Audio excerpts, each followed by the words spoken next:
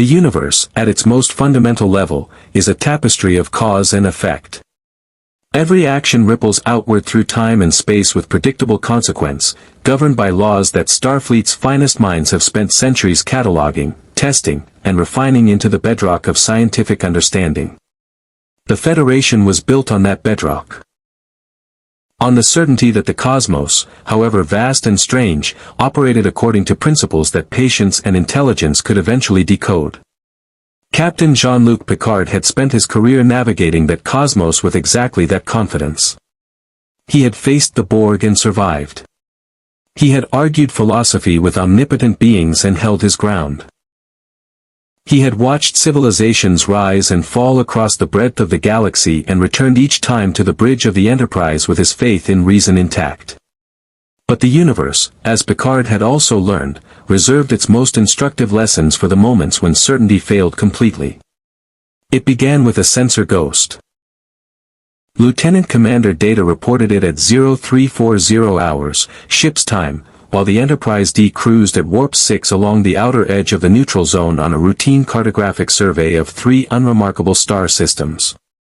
The anomaly registered for precisely 1.4 seconds on the lateral sensor array, a subspace displacement reading consistent with a warp exit event, but carrying a field geometry that matched no known vessel configuration in the Federation database. Data flagged it, logged it, and sent a priority notification to the captain's quarters with the calm efficiency that defined him, noting in his report that the energy signature bore certain structural similarities to a highly advanced warp field, but with modifications that suggested either a radically different theoretical framework or a propulsion system operating on principles not yet discovered. Picard was on the bridge in 4 minutes. "Show me," he said, settling into the command chair with the focused stillness of a man who had learned to read anomalies the way others read books. The main view screen rendered the sensor data as a spatial overlay, a jagged bloom of subspace distortion approximately 340,000 kilometers off the port bow, already dissipating at the edges but still dense enough at its core to scramble navigational telemetry across a wide radius. At the center of the bloom, visible now on long-range optical sensors, was a ship. It was unlike anything in Starfleet's recognition files. The vessel was sleek and elongated, built along lines that suggested extraordinary speed. Not the functional, utilitarian architecture of a Klingon bird of prey or the geometric severity of a Romulan warbird, but something almost aerodynamic, shaped as though it had been designed to move through atmosphere and vacuum alike with equal contempt for resistance. Its hull carried a faint luminescence, some residual energy discharge from whatever event had deposited it here, and its running lights, if that was what they were, pulsed in a rhythm that matched no standard beacon protocol. The ship was perhaps 2/3 the length of the Enterprise, compact and purposeful, radiating the quiet authority of a vessel that had been built by someone who knew exactly what they wanted it to do. "Tactical analysis," Picard said. Worf's deep voice came from the tactical station with characteristic economy. "Weapon systems, if present, are not configured in any pattern I recognize. Shields are either offline or operating on a frequency our sensors cannot detect. The hull composition is partially familiar, duranium alloys consistent with Federation manufacture, but there are additional materials I cannot identify. The vessel does not appear to be broadcasting a distress signal, but it is transmitting on a frequency just below standard subspace communication bands. Can we translate it?" Data's fingers moved across his console. "I am attempting to do so now, Captain. The transmission is not encrypted. It appears to be an automatic distress beacon of some kind, though the encoding structure is archaic by current standards. It resembles early Federation communication protocols, but with structural elements that suggest a derivation rather than a direct lineage."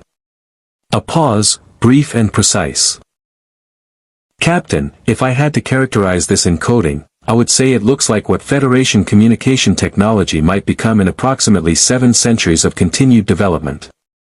The bridge fell quiet for a moment, that particular quality of silence that descends when experienced officers absorb a genuinely surprising fact and begin the work of reorienting their understanding. Counselor Troy spoke from her seat beside the command chair, her voice measured but carrying an undercurrent of something she was still processing.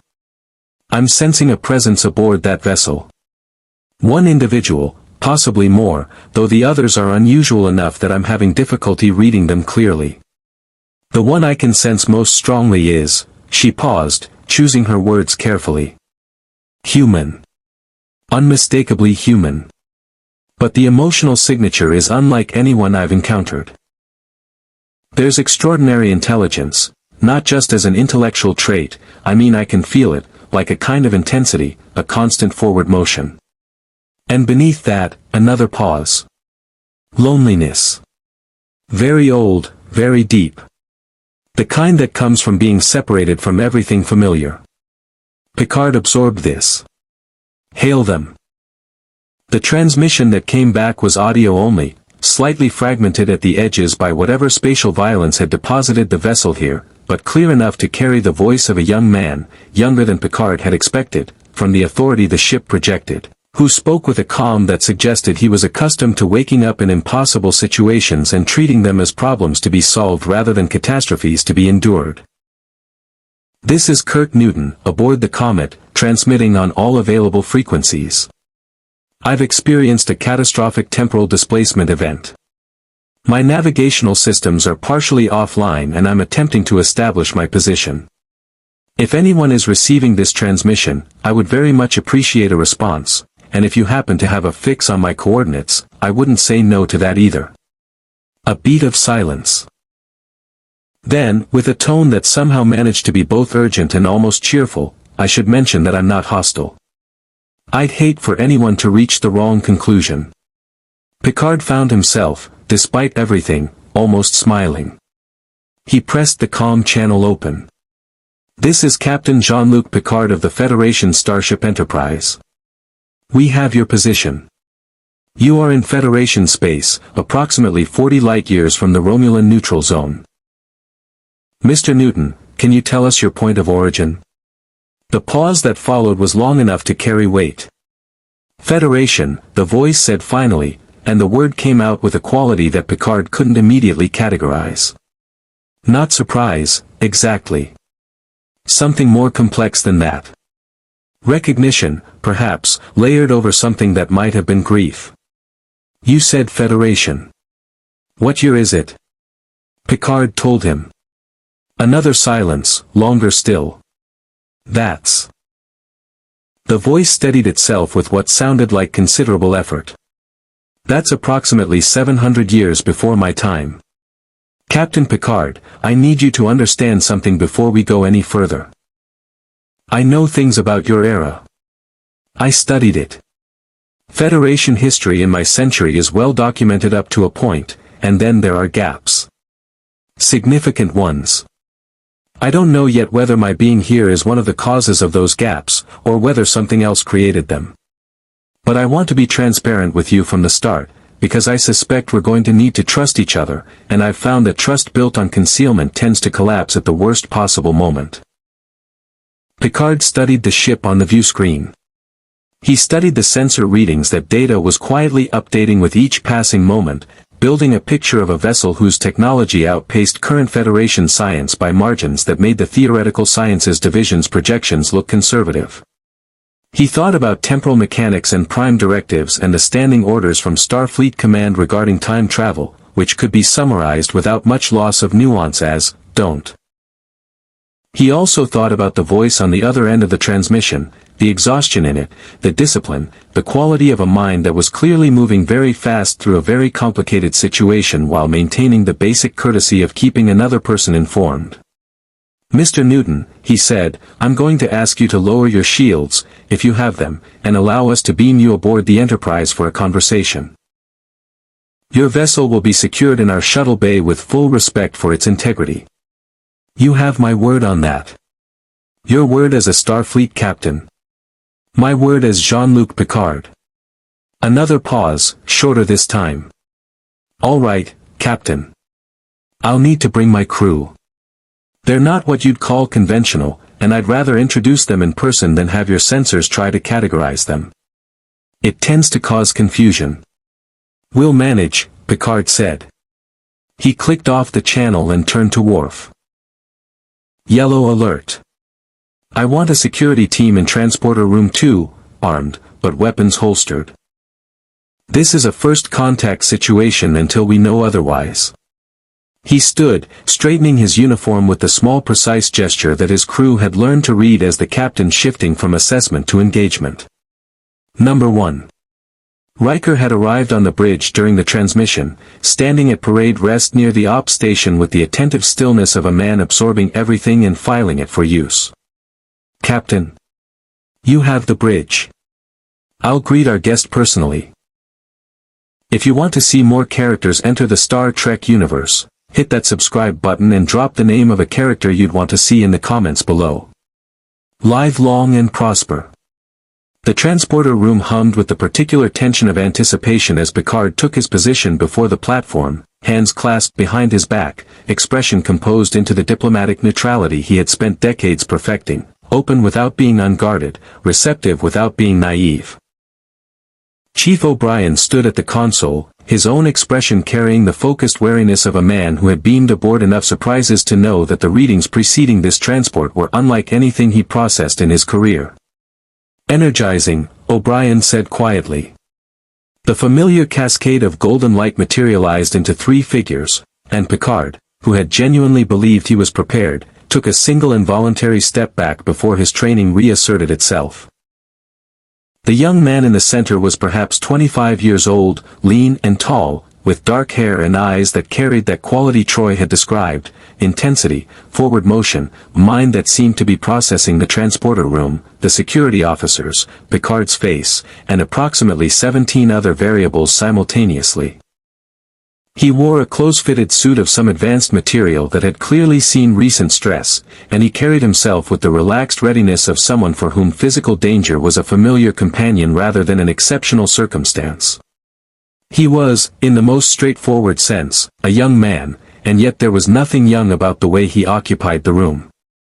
Flanking him were the others. On his left stood something that could generously be called a robot. Massive, broad-shouldered, built from materials that gleamed with a quality distinct from Federation alloys, its face a fixed approximation of human features that managed nonetheless to project something unmistakably like personality.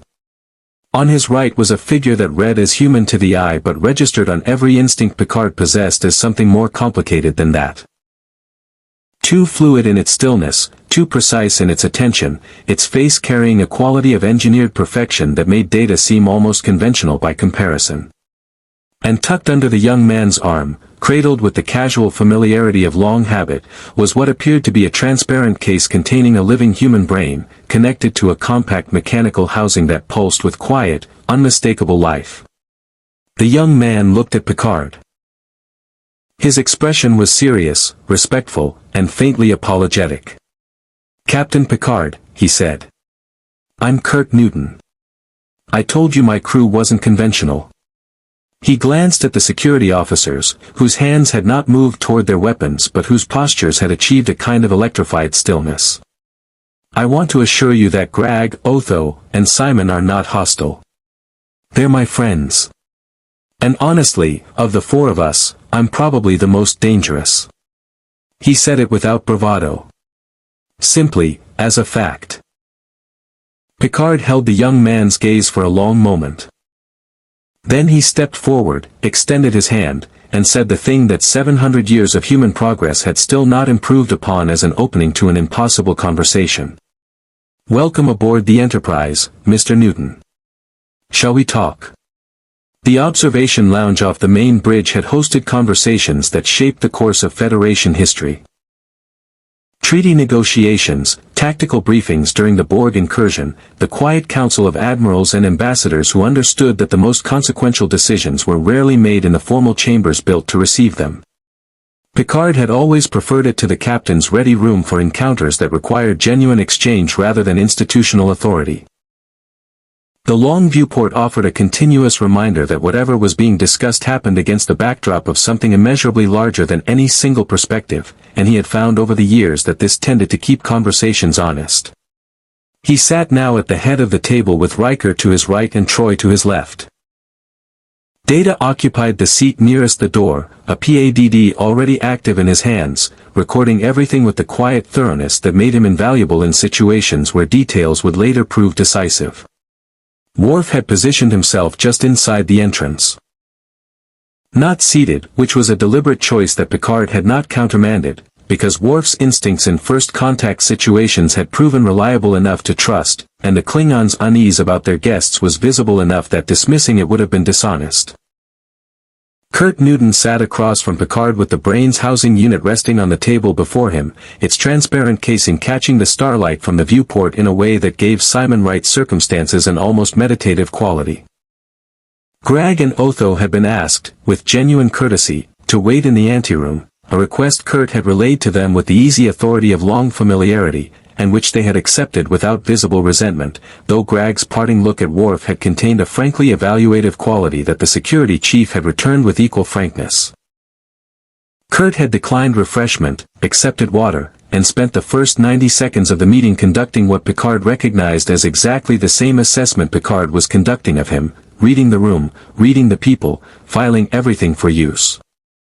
"I'll start with the basics," Kurt said, "because I think the basics are going to raise enough questions to occupy us for a while before we get to the complicated parts." He folded his hands on the table. A gesture that Troy later described in her log as deliberate self-containment, a man accustomed to physical expressiveness choosing stillness as a sign of respect. "My name is Curtis Newton.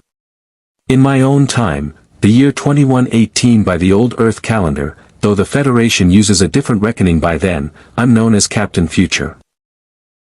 I operate as an independent agent, primarily in the solar system and the near-interstellar neighborhood, dealing with threats that fall outside the jurisdiction or capability of the planetary government standard enforcement apparatus." "An independent agent," Riker said. The tone was neutral, but the slight elevation at the end made it a question. "I answer to my own conscience and the welfare of humanity," Kurt said without apology.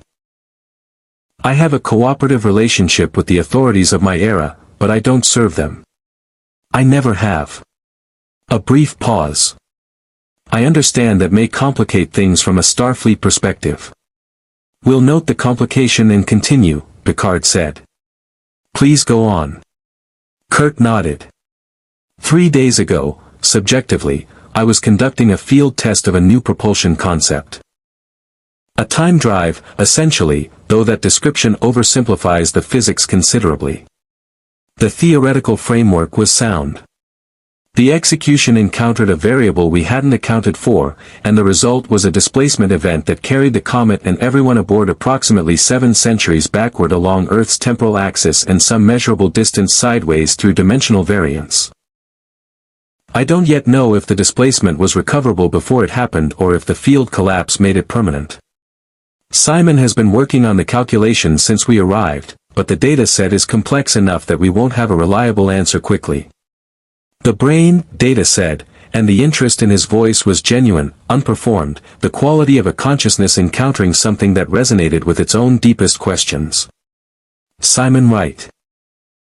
He is a human brain maintained in an artificial life support housing. He is, Kurt said. Simon was my father's closest friend and scientific partner. When his body became non-viable, he chose to continue in this form rather than accept death. He has been my teacher, my advisor, and my companion for my entire life. He glanced at the housing unit with an expression that carried more history than any single look should have been able to hold. He'd like to speak, if that's acceptable. His housing unit has a vocal interface. Picard gestured his assent. The voice that emerged from the housing unit was measured and precise, carrying the particular cadence of a mind that had spent decades operating without the physical and emotional static of a body, distilled thought, given sound. Captain Picard. I've wanted to meet you for a very long time. You are considerably better documented in our historical records than you might expect, though the documentation becomes fragmentary at a certain point and then stops entirely. I have theories about why, but I'd prefer to present them when I have more data. We look forward to hearing them, Picard said, and meant it. He turned back to Kurt. You mentioned historical gaps. Inconsistencies in what your era records about ours. Can you be more specific? Kurt's expression shifted slightly, a careful recalibration, the look of someone choosing how much of a difficult truth to share in an opening conversation. Picard recognized it because he had worn it himself. Federation history in my era is well documented through the mid-24th century, Kurt said. Your period. Starfleet's exploration record, the major political developments, the significant conflicts, it's all there, studied in schools, debated by historians, used as the foundation for understanding how humanity became what it is in my time. He paused. But there is a period, roughly 40 years from now, spanning what your historians would consider the late 24th century, where the record becomes sparse and then effectively silent. Not lost, not damaged. Absent. As if something happened during that window that either was not recorded or was deliberately excised from the historical archive. The observation lounge was very quiet. 40 years, Riker said. Beginning approximately 30 years from your current star date, Kurt said. I don't know what it represents. I don't know if it's a single catastrophic event or a sustained period of disruption. I know only that the continuity of human civilization survives it. We exist in my era, the Federation exists, Earth persists, but the details of how that continuity was maintained are, for reasons no historian in my time has been able to satisfactorily explain, simply not there. Troy had been quiet through most of this, but Picard had noticed her attention shifting between Kurt's face and something internal, the empathic work of reading below the surface of composed words. He caught her eye. He's telling the truth as he understands it, she said quietly. The uncertainty is genuine.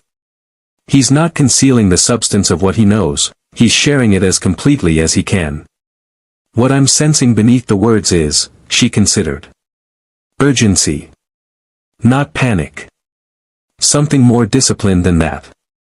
He believes this matters enormously and he's working hard not to let the urgency compromise his judgment. Kurt looked at her with an expression that was equal parts appreciation and mild discomfort, the look of a man unaccustomed to being read that accurately by someone he'd known for less than an hour. Your counselor is correct, he said. I am trying very hard not to overreact. I'm aware that I've arrived in a period of history I studied as a child with a piece of information that, depending on its interpretation, could range from meaningless to extremely significant. I'm also aware that I have absolutely no standing to tell the Federation what to do with that information. What I can do is share it honestly and trust that the people responsible for navigating it are capable of doing so.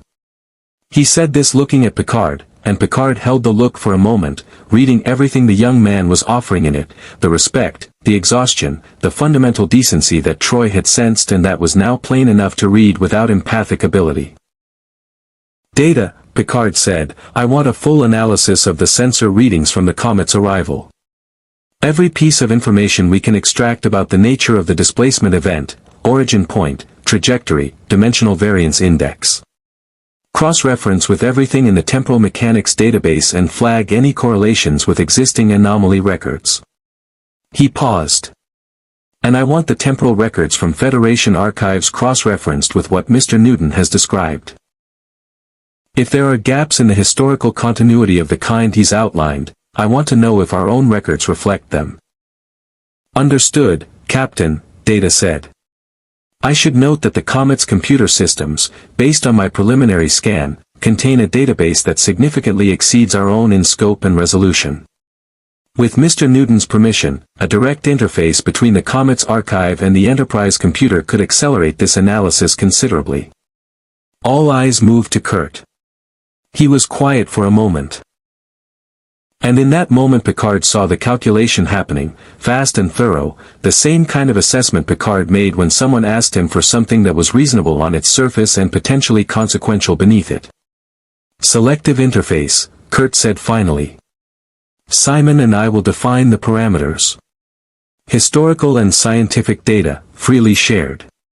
Tactical and technological specifications, propulsion, weapons, systems architecture. Remain offline until I'm confident about the security of the exchange. Not because I distrust you personally, Captain. Because the Comet's technology in the wrong hands at this point in history would be catastrophic, and I've been in enough situations to know that trust is earned in stages, not granted wholesale. That, Picard said, is exactly the answer I would have given in your position.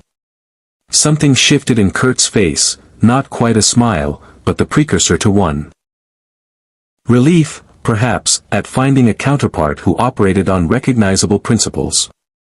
It was Worf who broke the moment, his voice carrying its characteristic blend of tactical precision and barely restrained impatience. Captain. I have been monitoring long-range sensors since our guests arrived. Approximately 12 minutes ago, a vessel decloaked briefly at the edge of sensor range, bearing 227 Mark 14, distance 4.3 light-years. The configuration was consistent with a Romulan warbird. The precursor to Kurt's smile disappeared entirely. They were listening to our hail, he said. It wasn't a question. The transmission was on open frequencies, data confirmed. A Romulan vessel within range would have received it. The Comet's energy signature, particularly the residual displacement field, would be detectable at considerably greater distances than standard warp exit events. Kurt looked at Picard. The exhaustion that Troy had sensed beneath the discipline was briefly, plainly visible on his face. The look of a man who had hoped for a few hours of uncomplicated conversation before the universe resumed complicating itself. How long do we have, he asked. Before they make a move. Picard considered. That depends entirely on what they decide we are to each other in the next 24 hours. He stood, and the others rose with him. Which is why, Mr. Newton, I suggest we use that time as efficiently as possible. I'd like you to meet the rest of my senior staff. And I think it's time we introduced your companions to the ship. He moved toward the door, then paused and looked back at the young man from 7 centuries in the future. One more question, for now. The historical record you described, the gap, the silence. In your era, is the outcome of whatever happened during that period considered, on balance, to have been good for humanity? Kurt Newton met his eyes steadily. Yes, he said. It is. Whatever it cost. Picard nodded once, as if this settled something, and led them out into the corridor. The Enterprise's corridors had absorbed a great many unusual presences over the years. Klingon warriors on diplomatic exchanges, Ferengi traders whose eyes catalogued every surface for accessible value, Vulcan delegations who moved through the ship with the composed indifference of beings who had seen everything worth seeing, and on one memorable occasion an entity of pure energy that had briefly inhabited the body of a junior science officer and rearranged the contents of Cargo Bay 3 into a perfect mathematical proof. The crew had developed, through necessity and Picard's deliberate cultivation, a professional equanimity about the extraordinary that was one of the things he was most proud of in them. That equanimity was being tested this morning. The introduction of Grag and Otho to the Enterprise had begun in the shuttle bay, where both had waited with the patience of beings accustomed to waiting, and where Chief Engineer Geordi LaForge had arrived at Picard's request to begin the preliminary assessment of the Comet, and had immediately forgotten entirely about the Comet upon encountering the individual standing beside it. Geordi's visor swept both figures with the instinctive analytical hunger that characterized his relationship with anything technical, and his expression moved through surprise, fascination, and a kind of delighted professional reverence in approximately 4 seconds. "You're a robot," he said to Grag, with the directness of a man whose social calibration occasionally lagged behind his intellectual enthusiasm. "Correct," Grag said. His voice was deep and deliberate, each word placed with the careful precision of a being for whom language was a learned tool rather than a native faculty, and who had learned it well enough to deploy it with considerable effect. He looked down at Geordi from his considerable height with an expression that, on a human face, would have read as measured assessment. "You have optical implants. Artificial sensory enhancement. Visor," Geordi confirmed. "Visual input sensory organ replacement. Lets me see across most of the electromagnetic spectrum." Grag processed this for a moment. Functional, he said, in a tone that was not dismissive but rather the tone of an engineer acknowledging a competent solution to a difficult problem. High praise, from that particular source. Geordi, who had spent his career translating other people's uncertainty about his visor into professional common ground, recognized the register immediately and relaxed in a way that Picard, watching from the shuttle bay entrance, noted with quiet satisfaction. Otho was a different and more complex matter. The android. And Picard had learned in the observation lounge that this was the accurate term, that Otho was a synthetic being of extraordinary sophistication whose construction represented the pinnacle of 21st century artificial life science, had been conducting his own assessment of the Enterprise since their arrival with a thoroughness that was entirely unself-conscious. He moved through a space the way water moved through a landscape, finding the contours of it by inhabiting them, and the quality of his attention was so complete that it registered almost as a physical presence independent of his body. He had found Data. The two of them stood near the Comet's port thruster housing in a silence that was not empty but dense. Two forms of artificial consciousness encountering each other across 7 centuries of technological evolution and recognizing, in each other, something that neither had expected to find in the other's era. Data's golden eyes tracked Otho with the careful attention he brought to any genuinely new phenomenon. Otho's gaze was equally intent, but carried something additional. An emotional legibility that Data's face, however expressive it had become, did not quite match. Where Data demonstrated curiosity through behavioral precision, Otho simply looked curious, with the uncomplicated directness of a being for whom the management of visible emotion was not a philosophical project but simply the natural state. "You are an android," Otho said. "I am," Data confirmed. "As are you, though your construction is considerably more advanced than my own." "More advanced in some respects," Otho said carefully. "In others, I am not certain. You are fully autonomous. You make independent moral judgments. You experience something that functions as emotional response, though you process it differently than biological beings." He tilted his head slightly. "In my era, fully autonomous artificial consciousness remains a subject of significant debate. Many synthetic beings of my generation operate within defined parameters. I was given broader latitude than most." Kurt insisted on it. "Why?" "Because he believes that a being capable of thought is capable of freedom," Otho said. "And that freedom withheld from a thinking being is an injustice regardless of the substrate." A pause. "Do you agree?" Data considered this with the full weight of his processing capacity, and the consideration was visible, not performed but genuine, the look of a mind taking a question seriously enough to give it the time it deserved. "I believe the question of whether I am capable of genuine thought in the philosophically relevant sense remains unresolved," he said. "But I believe that the attempt to answer it is itself meaningful. And I find that I am, functionally, at minimum, in agreement with the principle Mr. Newton holds." Otho nodded slowly. Something in his expression shifted toward what might, on a biological face, have been called warmth. "I think," he said, "that 7 centuries from now, the question will still be unresolved. But the attempt will still be meaningful. And I find that I am, functionally, at minimum, in agreement with the principle Mr. Newton holds." Otho nodded slowly. Something in his expression shifted toward what might, on a biological face, have been called warmth. "I think," he said, "that 7 centuries from now, the question will still be unresolved. But the attempt will still be meaningful." Picard, who had drifted close enough to hear this exchange, felt the particular quality of intellectual pleasure that came from witnessing a conversation that mattered, that would matter, he suspected, to both participants for a very long time. He turned to find Kurt Newton standing beside him, watching the same exchange with an expression that combined pride in something older and more complicated.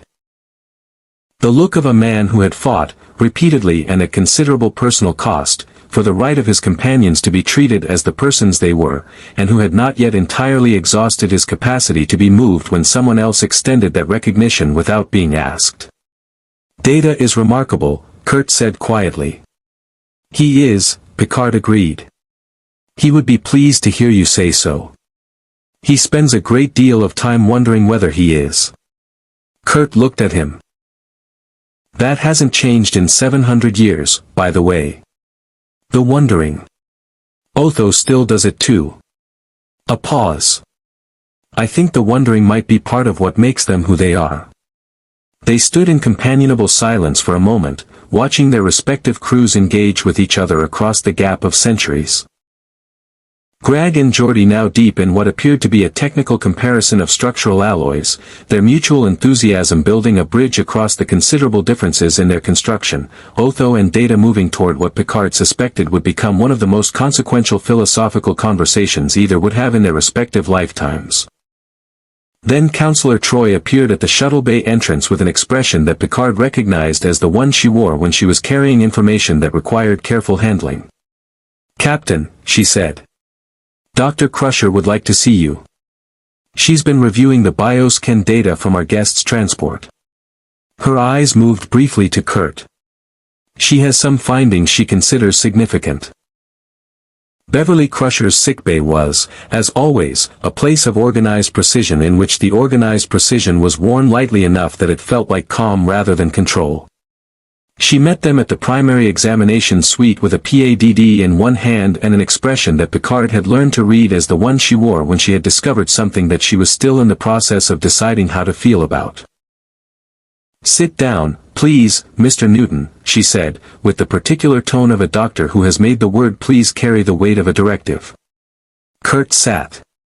He did so with the compliance of a man who knew that resistance to medical professionals was generally futile and occasionally fatal.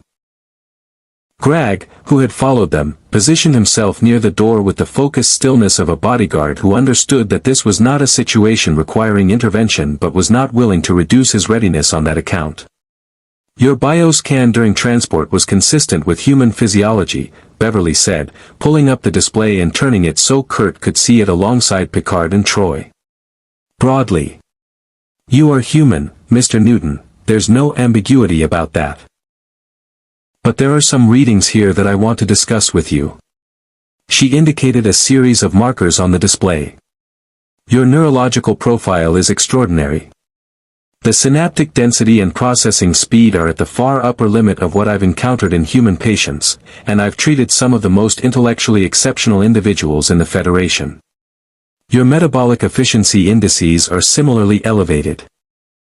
Your musculoskeletal structure shows adaptive reinforcement consistent with sustained high-performance physical activity across many years." She paused.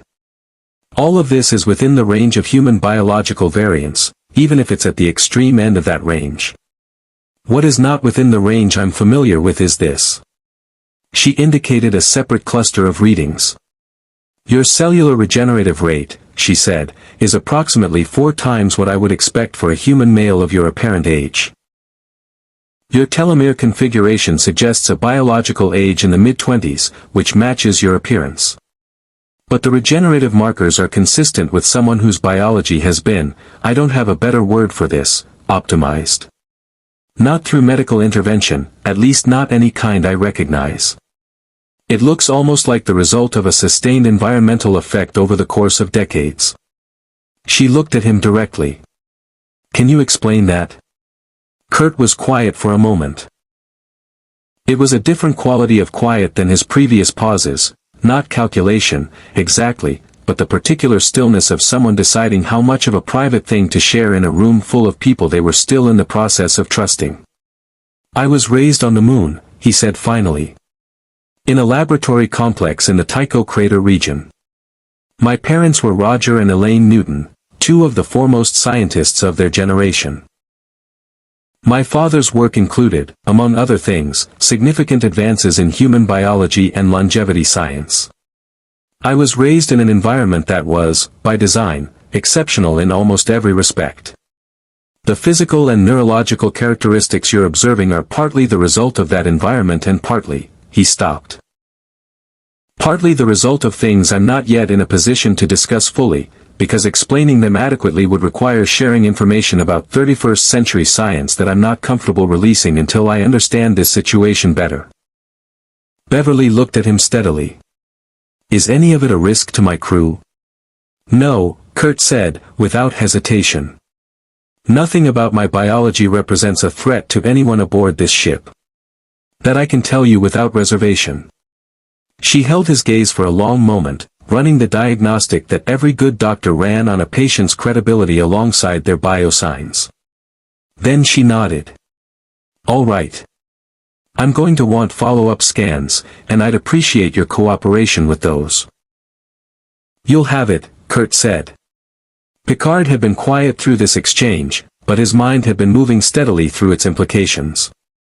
A man raised in deliberate isolation, shaped by the finest scientific minds of a future century, carrying biological markers that suggested his very existence was the result of careful, sustained intention. A ship of extraordinary capability. A crew of beings whose very existence pushed the boundaries of what the Federation understood about life and consciousness. And a piece of historical knowledge, the gap, the silence, the 40 missing years, that sat in the center of everything like a weight whose full measure had not yet been taken. He was still turning this over when his comm badge chimed. Bridge to Captain Picard. Lieutenant Commander Data's voice carried its customary neutrality, but underneath it was something that Picard had learned, over years of close attention, to identify as the android's version of urgency. I have completed the preliminary cross-reference you requested of Federation historical archives against the parameters Mr. Newton described. And? A pause, brief, but freighted.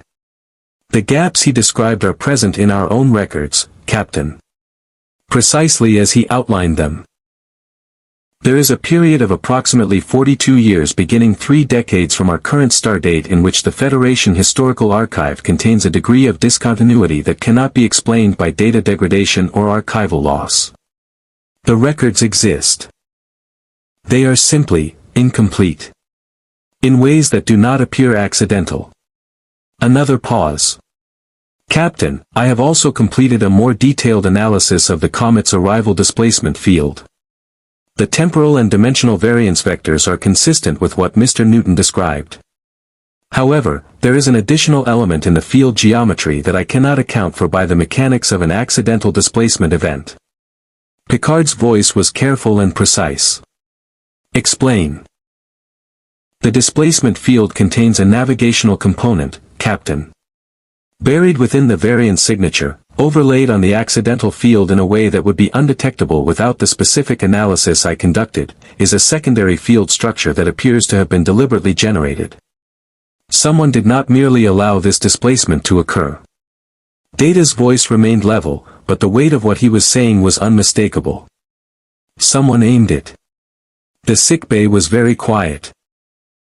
Kurt Newton stood up slowly from the examination bed.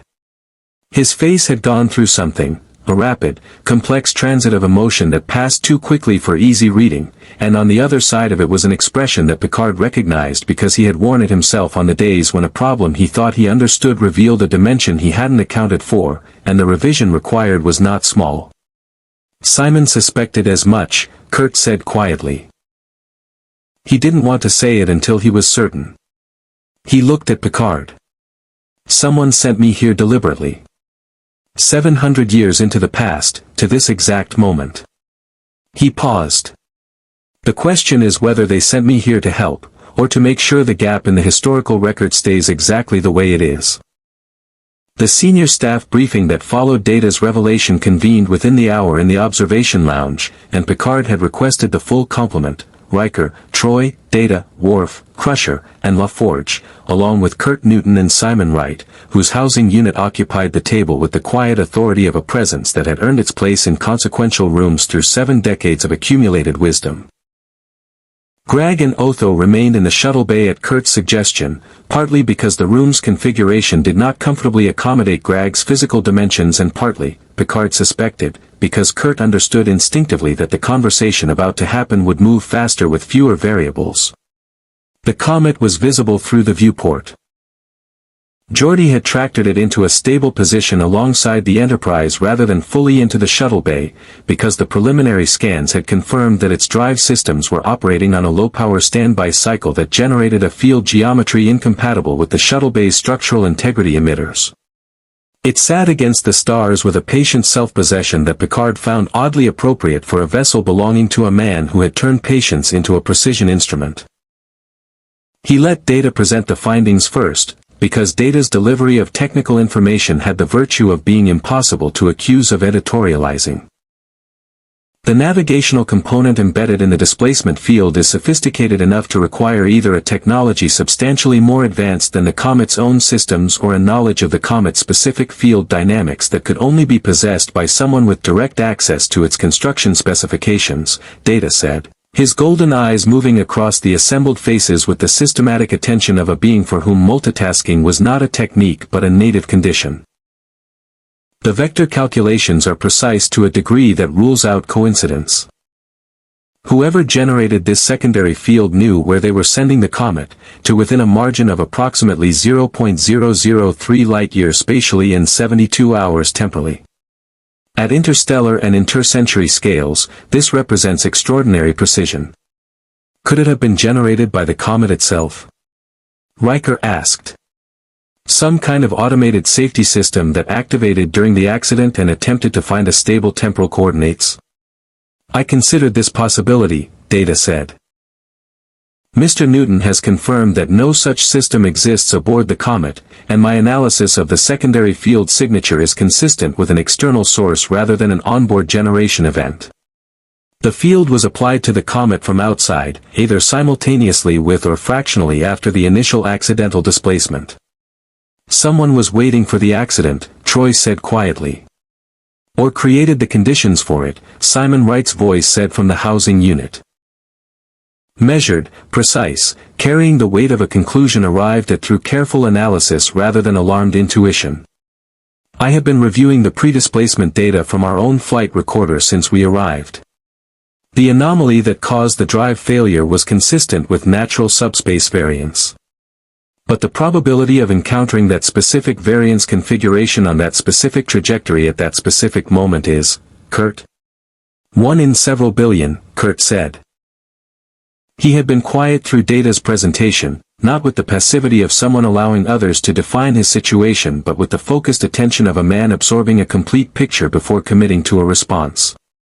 His hands were flat on the table, his expression controlled, and Picard had the impression that beneath the control something old and unpleasant was being examined and reclassified. Simon calculated it on the way here. We both knew what it probably meant.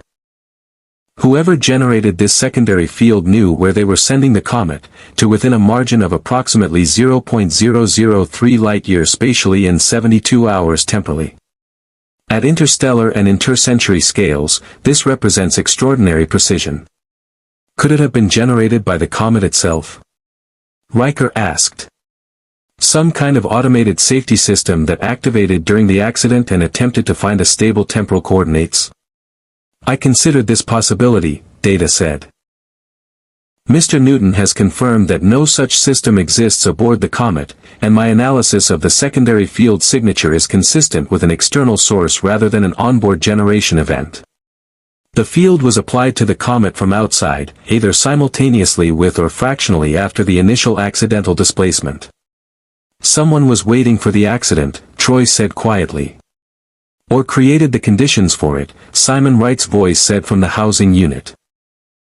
Measured, precise, carrying the weight of a conclusion arrived at through careful analysis rather than alarmed intuition. I have been reviewing the pre-displacement data from our own flight recorder since we arrived.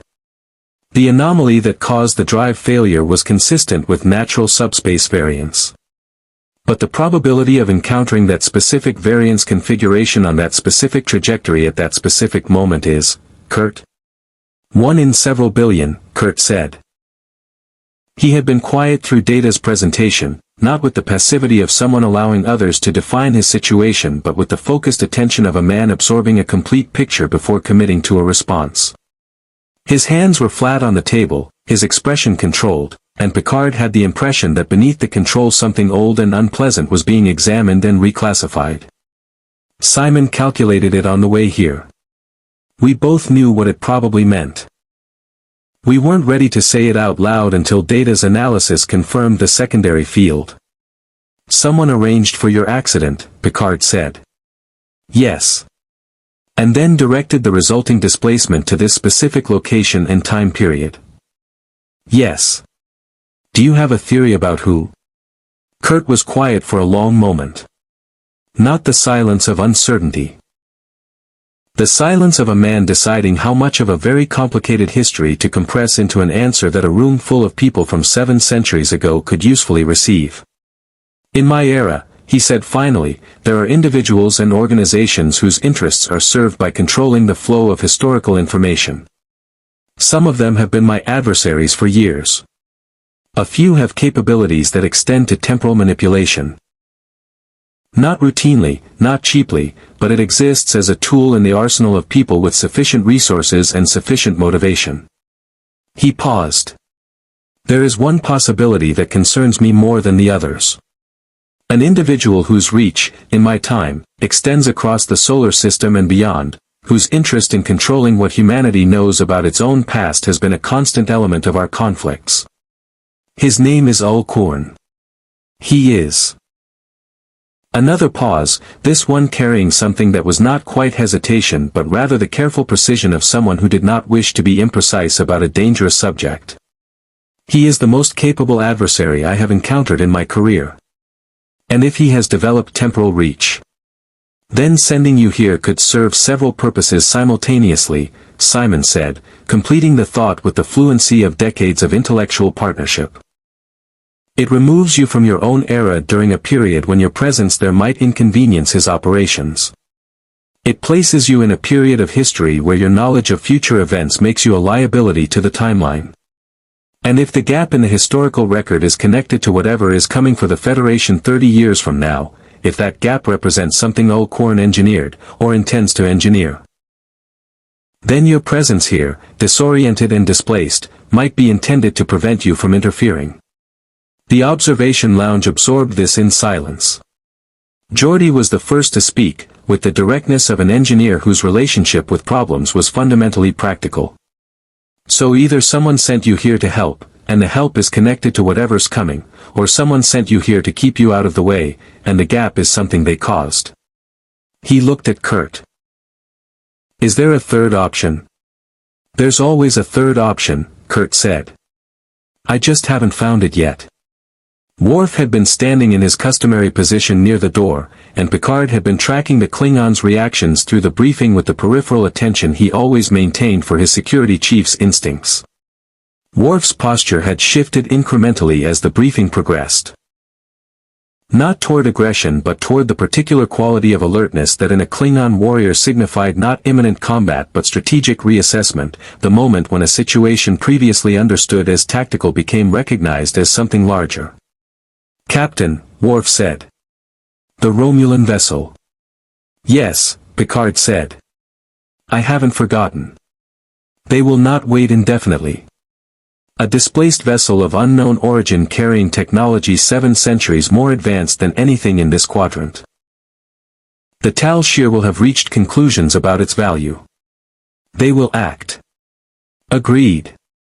Picard looked at Riker. What's their current position? Last confirmed position puts them approximately 3.8 light-years out, still inside the neutral zone boundary, Riker said. They haven't moved closer since the initial decloaking event, but they haven't withdrawn either. Sitting and listening. Gathering intelligence before committing to a course of action, Picard said. Standard Tal Shiar methodology. He turned to Data.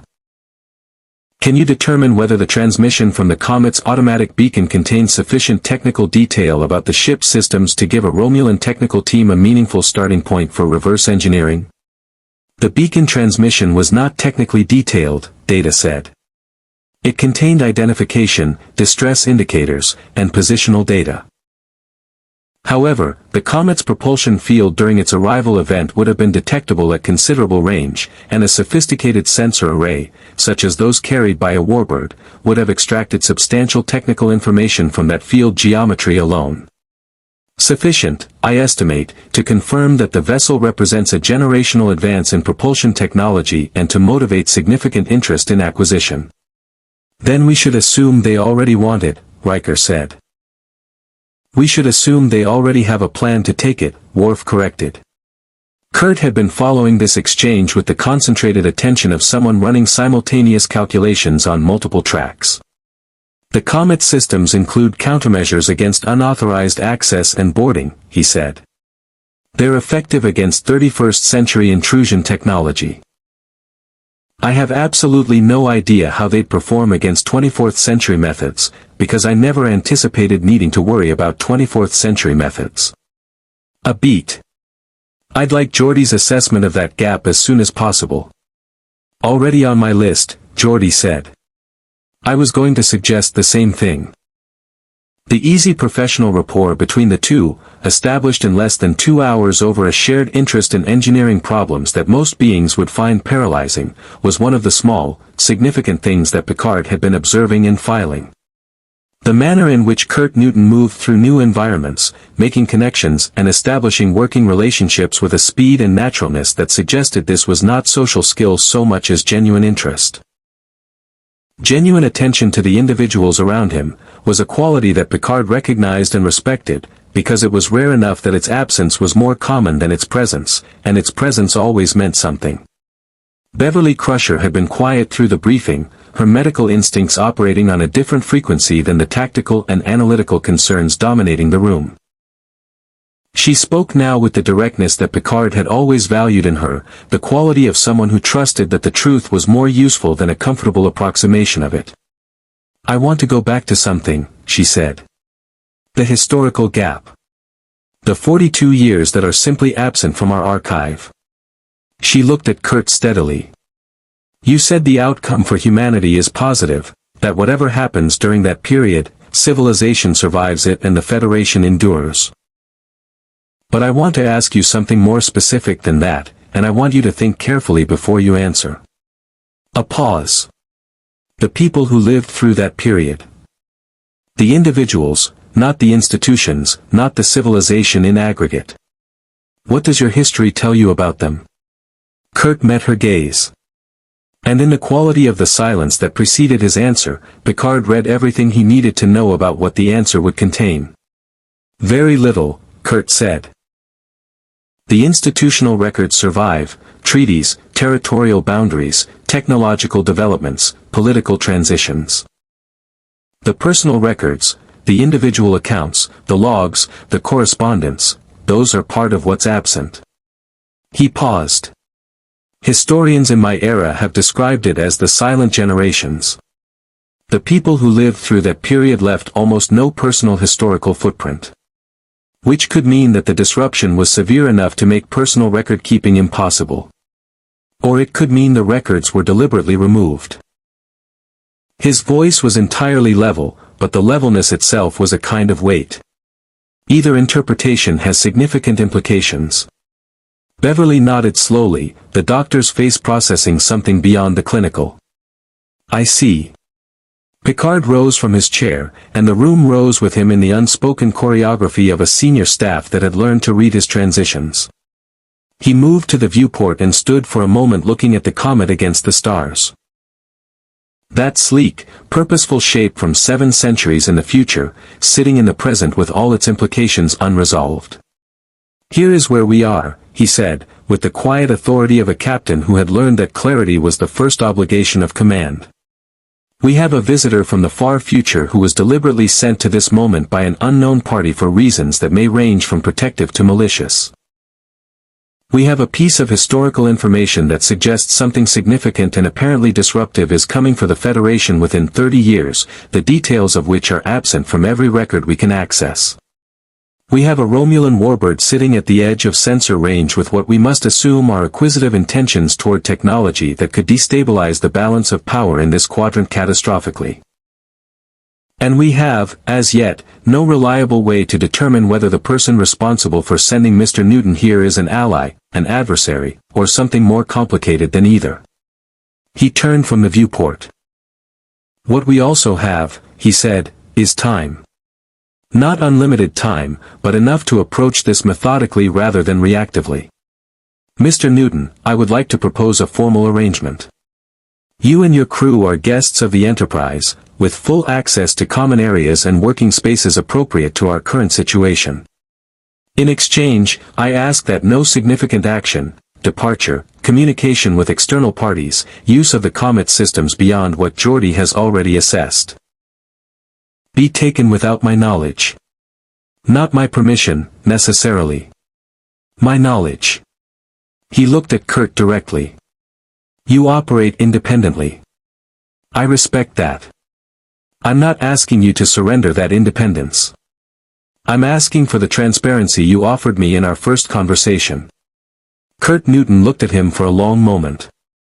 Then he glanced at Simon Wright's housing unit. A look that contained an entire conversation compressed into a fraction of a second, the shorthand of people who had thought together for so long that many exchanges had ceased to require words. Agreed, Kurt said. With one condition. If I determine that a situation requires immediate action, the kind that doesn't permit consultation, I act, and I explain afterward. I won't apologize for that in advance, because I won't mean it. I wouldn't respect you if you offered it, Picard said simply. The briefing broke up into the purposeful motion of a senior staff with clear assignments and a shared understanding of the stakes. Picard remained at the viewport as the room emptied, watching the comet and thinking about 42 absent years and the people who had lived through them without leaving a trace. Troy was the last to leave. She paused at the door. He's carrying more than he's told us, she said quietly. Not deception, he's been remarkably honest. But there are things he knows that he hasn't said yet. Things he's not sure we're ready to hear. I know, Picard said. Are we? He was quiet for a moment, the stars and the ship from the future filling the viewport before him. We're going to have to be, he said. The Romulan commander's name was Torith, not the Torith that Picard had encountered in other circumstances, but a different officer bearing the same quality of controlled, precise menace that seemed to be a prerequisite for Tal Shiar field command. Her vessel was the Valdor-class warbird IRW Ethos, and she had been sitting at the edge of the sensor envelope for 14 hours with the patience of a predator that understood the strategic value of appearing to do nothing. Her crew had spent those 14 hours doing a great deal. Picard knew this because Lieutenant Commander Data had spent the same 14 hours doing an equally thorough job of monitoring everything the Ethos was emitting, receiving, and calculating, and the picture that emerged from this parallel surveillance was one that Picard found clarifying in the way that unpleasant certainties were always clarifying. It removed the comfort of ambiguity and replaced it with the colder but more workable foundation of fact. The Ethos had transmitted 6 encrypted subspace messages to what Data's analysis identified as a Tal Shiar relay station in the Crocton segment. The encryption was standard Romulan military grade, impenetrable by conventional means, but the transmission patterns, duration, frequency modulation, directional targeting, were consistent with intelligence reports being filed at regular intervals, which meant Commander Torith was not acting unilaterally. She was operating under orders, updated in real time, from people whose interest in the comet had been assessed, processed, and converted into strategic directive before the Enterprise's senior staff had finished their first briefing. The move, when it came, was not what Picard had expected, which was itself a reminder that the Romulans had not maintained their position as the Federation's most strategically formidable adversary by doing what was expected. It came in the form of a hail. Not aggressive, not accompanied by a decloaking maneuver or a shift in tactical posture. Simply a standard subspace communication request, transmitted on a diplomatic frequency, as if a Romulan warbird sitting in the neutral zone 14 hours after detecting a historically unprecedented technological event was a routine occurrence that required nothing more than a polite opening. Picard accepted it from the command chair, his expression composed into the precise register of diplomatic readiness, attentive, neutral, giving nothing. Commander Torith materialized on the view screen with the visual authority of someone who had spent decades ensuring that her physical presence communicated exactly what she intended it to communicate.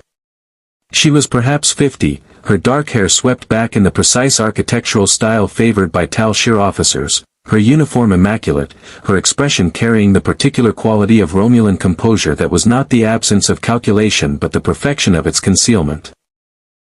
"Captain Picard," she said. "I trust your morning has been productive." "Commander," Picard said. I was wondering when you'd call. Something shifted fractionally in her expression, not surprise, but the acknowledgement of surprise absorbed and filed before it could register. You were aware of our presence. From shortly after your initial decloaking event, yes. You were monitoring our communications with an unidentified vessel. He kept his tone pleasant. Standard procedure, I'm sure. As is yours in monitoring ours, she said smoothly. We find ourselves in an interesting situation, Captain. A vessel of unknown origin appears in space adjacent to the neutral zone, carrying technology that neither the Federation nor the Romulan Star Empire has encountered before. This is, I think you would agree, a matter of mutual concern. I would agree that it is a matter, Picard said. The characterization of it as mutual concern is one I'd want to examine more carefully before endorsing. Torith allowed a thin smile. The vessel's occupants are aboard your ship. They are guests of the Federation, yes. And the vessel itself? Is under the protection of the Enterprise. The thin smile remained, but its quality shifted slightly, the smile of someone who had received confirmation of something they had already assumed. Captain, I will be direct with you, because I think directness serves both our interests in this particular situation. The Romulan Star Empire has a legitimate interest in any technology that appears in this region of space. The vessel you are protecting represents a development that has significant implications for the strategic balance of this quadrant. We are not asking for exclusive access. We are asking for the same access you have. With respect, Commander, that is not directness. That is the framing of an acquisitive interest as a reasonable request. Picard leaned forward slightly. The individuals aboard that vessel are under my protection. The vessel itself is under my protection. Any approach to either that circumvents that protection will be treated as a hostile act. Torith regarded him for a long moment. In the silence, Picard was aware of Worf at tactical running continuous threat assessments, of Riker's carefully maintained stillness beside him, of the crew of the Enterprise doing what they did with the quiet competence that was the best argument he had ever found for Starfleet's approach to personnel development. I will convey your position to my superiors, Torith said finally. I trust you will convey mine to yours. I will, Picard said. I'll also convey that I hope this situation resolves itself through dialogue rather than through the kind of incident that generates considerable paperwork for both our governments. The channel closed. Riker turned from his seat beside the command chair with an expression that contained the full complexity of a man who respected what had just happened and was also concerned about what it portended. She's not going to wait long. No, Picard agreed. Worf. Tactical assessment of the ethos relative to our current position. At our present location, we have a slight advantage in shield strength and phaser response time. If we move toward the neutral zone boundary, that advantage narrows.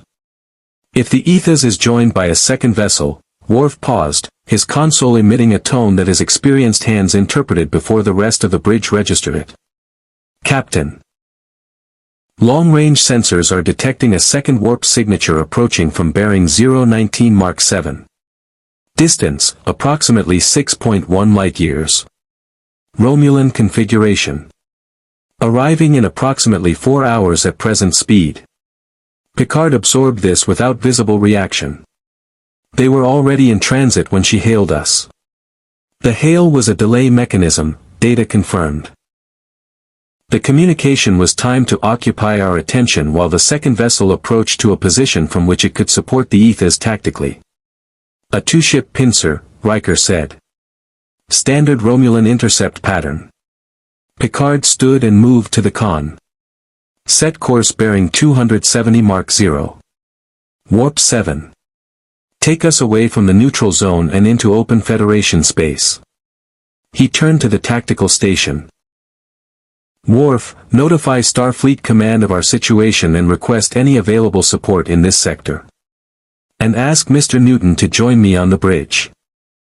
Kurt arrived 3 minutes later, moving through the bridge with the adaptive awareness of someone who had spent his career operating on vessels sufficiently different from this one that the Enterprise's layout required conscious navigation, but who had the spatial intelligence to navigate it without making the requirement visible. He took in the tactical display at a glance, reading the geometry of their situation with the speed of someone for whom strategic spatial problems were a native language. 2 ships, he said. In approximately 4 hours, yes. Picard watched him. I want your assessment of something. The Comet's propulsion capability, you said it exceeds our own substantially. If the Etha's attempts to intercept us, could the Comet outrun her independently? In a straight line at full drive, yes, by a significant margin. But the Comet isn't at full drive. We took field damage during the displacement event that Geordi's team has been working on. We're at approximately 60% propulsion capacity until the repairs are complete. At 60%, the Comet is faster than anything in your era.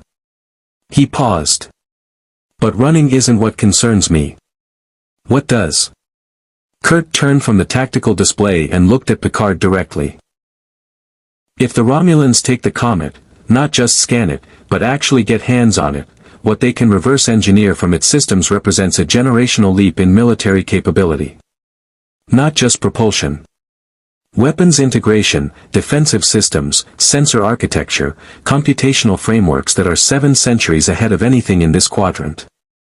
I'm not saying that to inflate the stakes. I'm saying it because it needs to be part of your tactical calculus, and because, he stopped. Because? Picard prompted.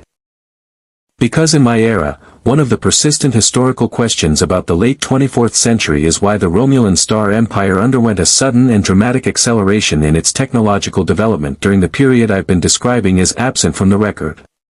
His voice was careful, precise, carrying the weight of a conclusion he had been approaching for several hours and had not wanted to reach. Historians in my time have noted that the acceleration appears to have no clear organic origin, no scientific breakthrough that can be traced, no developmental pathway that accounts for the leap.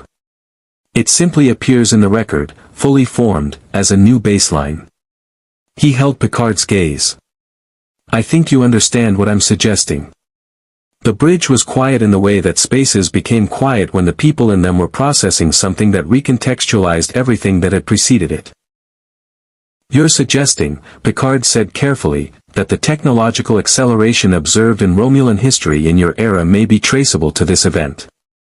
I'm suggesting it's possible, Kurt said. I'm not suggesting it's certain. But if the Comet's technology reaches Romulan hands in this period, if that's part of what happened during the silent years, then my being here may not be incidental to the gap in the historical record. It may be the mechanism by which the gap was created. He said this with the steady voice of someone delivering a conclusion they had thought through completely and found no way to dismiss, and beneath the steadiness was something that Picard recognized because he had felt it himself in the moments when personal stakes and historical stakes converged into a single weight, the understanding that the problem was not merely large but specifically, inescapably one's own. Riker had turned in his chair.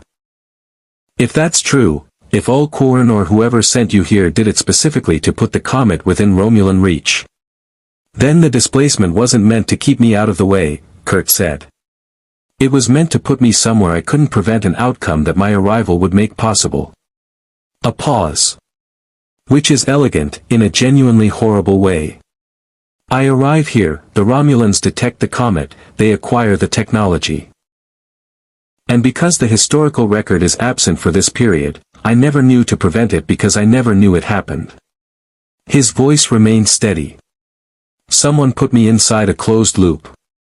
Geordi's voice came through the comm system, carrying the particular quality of an engineer who has found something unexpected and is working out in real time whether unexpected is good or bad. Captain, I need Mr. Newton in the shuttle bay. I've been going over the Comet's navigation systems with Otho, and we found something in the pre-displacement flight recorder data that, I think Kurt needs to see this directly. It's about the secondary displacement field. Kurt was already moving toward the turbolift. Mr. Newton, Picard said. Kurt paused. Whatever Geordi has found, I want to know about it. Immediately. You will, Kurt said. And left. Picard turned back to the viewport, where the stars were moving as the Enterprise came around to her new bearing, pulling away from the neutral zone with the steady purposeful motion of a ship that understood the difference between retreat and repositioning. Behind them, at the edge of sensor range, the ethers had begun to move. She was following. Of course she was. Troy appeared at his elbow, her voice low enough for only him to hear. He's frightened, she said. For the first time since he came aboard. Not for himself. For what his presence here might mean, for what it might already have set in motion. A pause. He's wondering if simply arriving here was the mistake that changes everything. Picard watched the stars and thought about closed loops and the terrible precision of plans designed to use a person's best qualities against their deepest commitments. Tell me, counselor, he said quietly. In your experience, is it possible to be aimed like a weapon while believing with complete sincerity that you're acting freely? Troy was quiet for a moment. Yes, she said. It's one of the oldest cruelties there is. The shuttle bay held a particular quality of silence when Kurt arrived, not the silence of emptiness but the silence of people who had been talking and had stopped, the way a room changes its acoustics when the conversation in it has reached something that requires a pause before continuing. Geordi stood at the Comet's port access panel with a tricorder in one hand and an expression that mixed professional excitement with the careful unease of someone who had discovered that the interesting thing was also the troubling thing. Otho stood beside him with the stillness of a being processing something significant, and Greg occupied the far corner with his arms folded across his massive chest in the posture that Kurt had learned over a lifetime to read as the robot's version of deep concern, the physical manifestation of thoughts being turned over with considerable force and not yet resolved. Simon's housing unit rested on a portable surface near the Comet's open access panel, connected by a slender interface cable to the ship's internal systems. The brain had been working, and the quality of stillness around the housing unit suggested the work had arrived somewhere that warranted the pause. Show me, Kurt said. Geordi pulled up the holographic display from his tricorder interface, expanding it to fill a meter of air between them with layered data architecture that Kurt parsed at speed, his eyes moving through the information with the practiced fluency of someone who had grown up reading complex sensor data the way others read text. The displacement field geometry appeared first, the accidental component that had initiated the event, its chaotic spread of disrupted subspace clearly distinguishable from the clean mathematical precision of the secondary navigational field overlaid upon it. But there was a third element.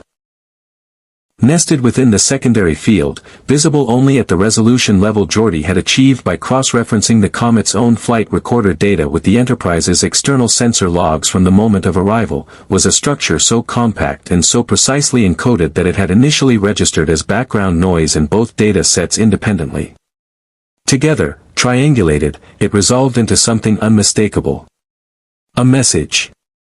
It's addressed to you, Geordi said. Specifically. The encoding uses a cipher structure that Otho identified. He says it's a variant of a personal code you use for sensitive communications in your era. Kurt looked at Otho. It is your father's cipher, Otho said quietly. The variant he developed in the last years of his work, after you had been operating independently for some time. He modified it specifically so that only you would recognize the base structure. A pause, and in the pause was everything that the word father carried between them, the history, the weight, the particular quality of absence that had defined the shape of Kurt's life from its earliest years. I recognized it immediately. Kurt was still for a moment. Then he said, with the controlled precision of someone managing a response that wanted very much to be larger than the situation currently permitted, can you decode it? Simon has been working on it since we identified the structure, Geordi said. He's close. I am finished, Simon said from the housing unit, and the quality of his voice, always measured, always precise, carried something that Kurt had heard perhaps a dozen times in his life, the particular stillness of a mind that had arrived at a conclusion it found both extraordinary and deeply moving. Kurt. You should read this privately. Read it aloud, Simon. A pause. Are you certain? Kurt glanced at Geordi, at Otho, at Grag's massive impassive form in the corner, and then, because the situation had passed the point where privacy was more valuable than shared understanding, nodded once. We're past the point of keeping things to ourselves. Read it. Simon's voice carried the message with the same careful precision he brought to everything, and the words fell into the shuttle bay's silence with the weight of something that had traveled an impossible distance to arrive here. Curtis. If you are reading this, then the event I spent 11 years trying to prevent has occurred, and the contingency I spent 8 years preparing has activated as designed. You have been displaced to the mid-24th century. You are near the Romulan neutral zone. You are, I hope, aboard or in proximity to a Starfleet vessel, because what happens next will require their cooperation and yours in equal measure. I cannot tell you everything. The temporal mechanics of what I am doing. Encoding this message into the navigational field that will redirect your displacement, mean that specificity creates paradox. What I can tell you is this: the gap in the historical record that you have studied, the silent generations, is not the result of catastrophe. It is the result of choice. A choice made by people who understood that some things, to be preserved, must first be made invisible. The threat that necessitates that choice is real, and it is coming, and it originates from a direction that the Federation does not currently suspect. I cannot name it without risk of changing the outcome. But I can tell you that the people of the 24th century are capable of meeting it, if they are not prevented from doing so by something that arrives in their midst 7 centuries early. Do not let the Romulans have the Comet. This is not negotiable. The acceleration you may have identified in their historical record is not the result of acquiring your vessel. I encoded that false trail specifically to make you understand the stakes of the real threat, which is different and larger. Trust Picard. He is, in ways the historical record inadequately captures, exactly what this moment requires. The way home is not closed. But it is conditional. You will understand the condition when it presents itself. I love you, son. Do not be reckless. Roger Newton. The shuttle bay held its silence for a long moment. Grag unfolded his arms. It was a small movement, but on Grag's scale nothing was small, and the quality of it, the releasing of a held tension, communicated more than any words the robot possessed for the occasion. Otho was looking at Kurt with the direct, unguarded attention of a being for whom emotional complexity was not something to be processed away but simply acknowledged.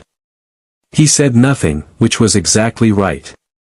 Geordi was quiet in the way that humans became quiet when they had witnessed something private and were trying to occupy their presence in the room as lightly as possible out of respect for it.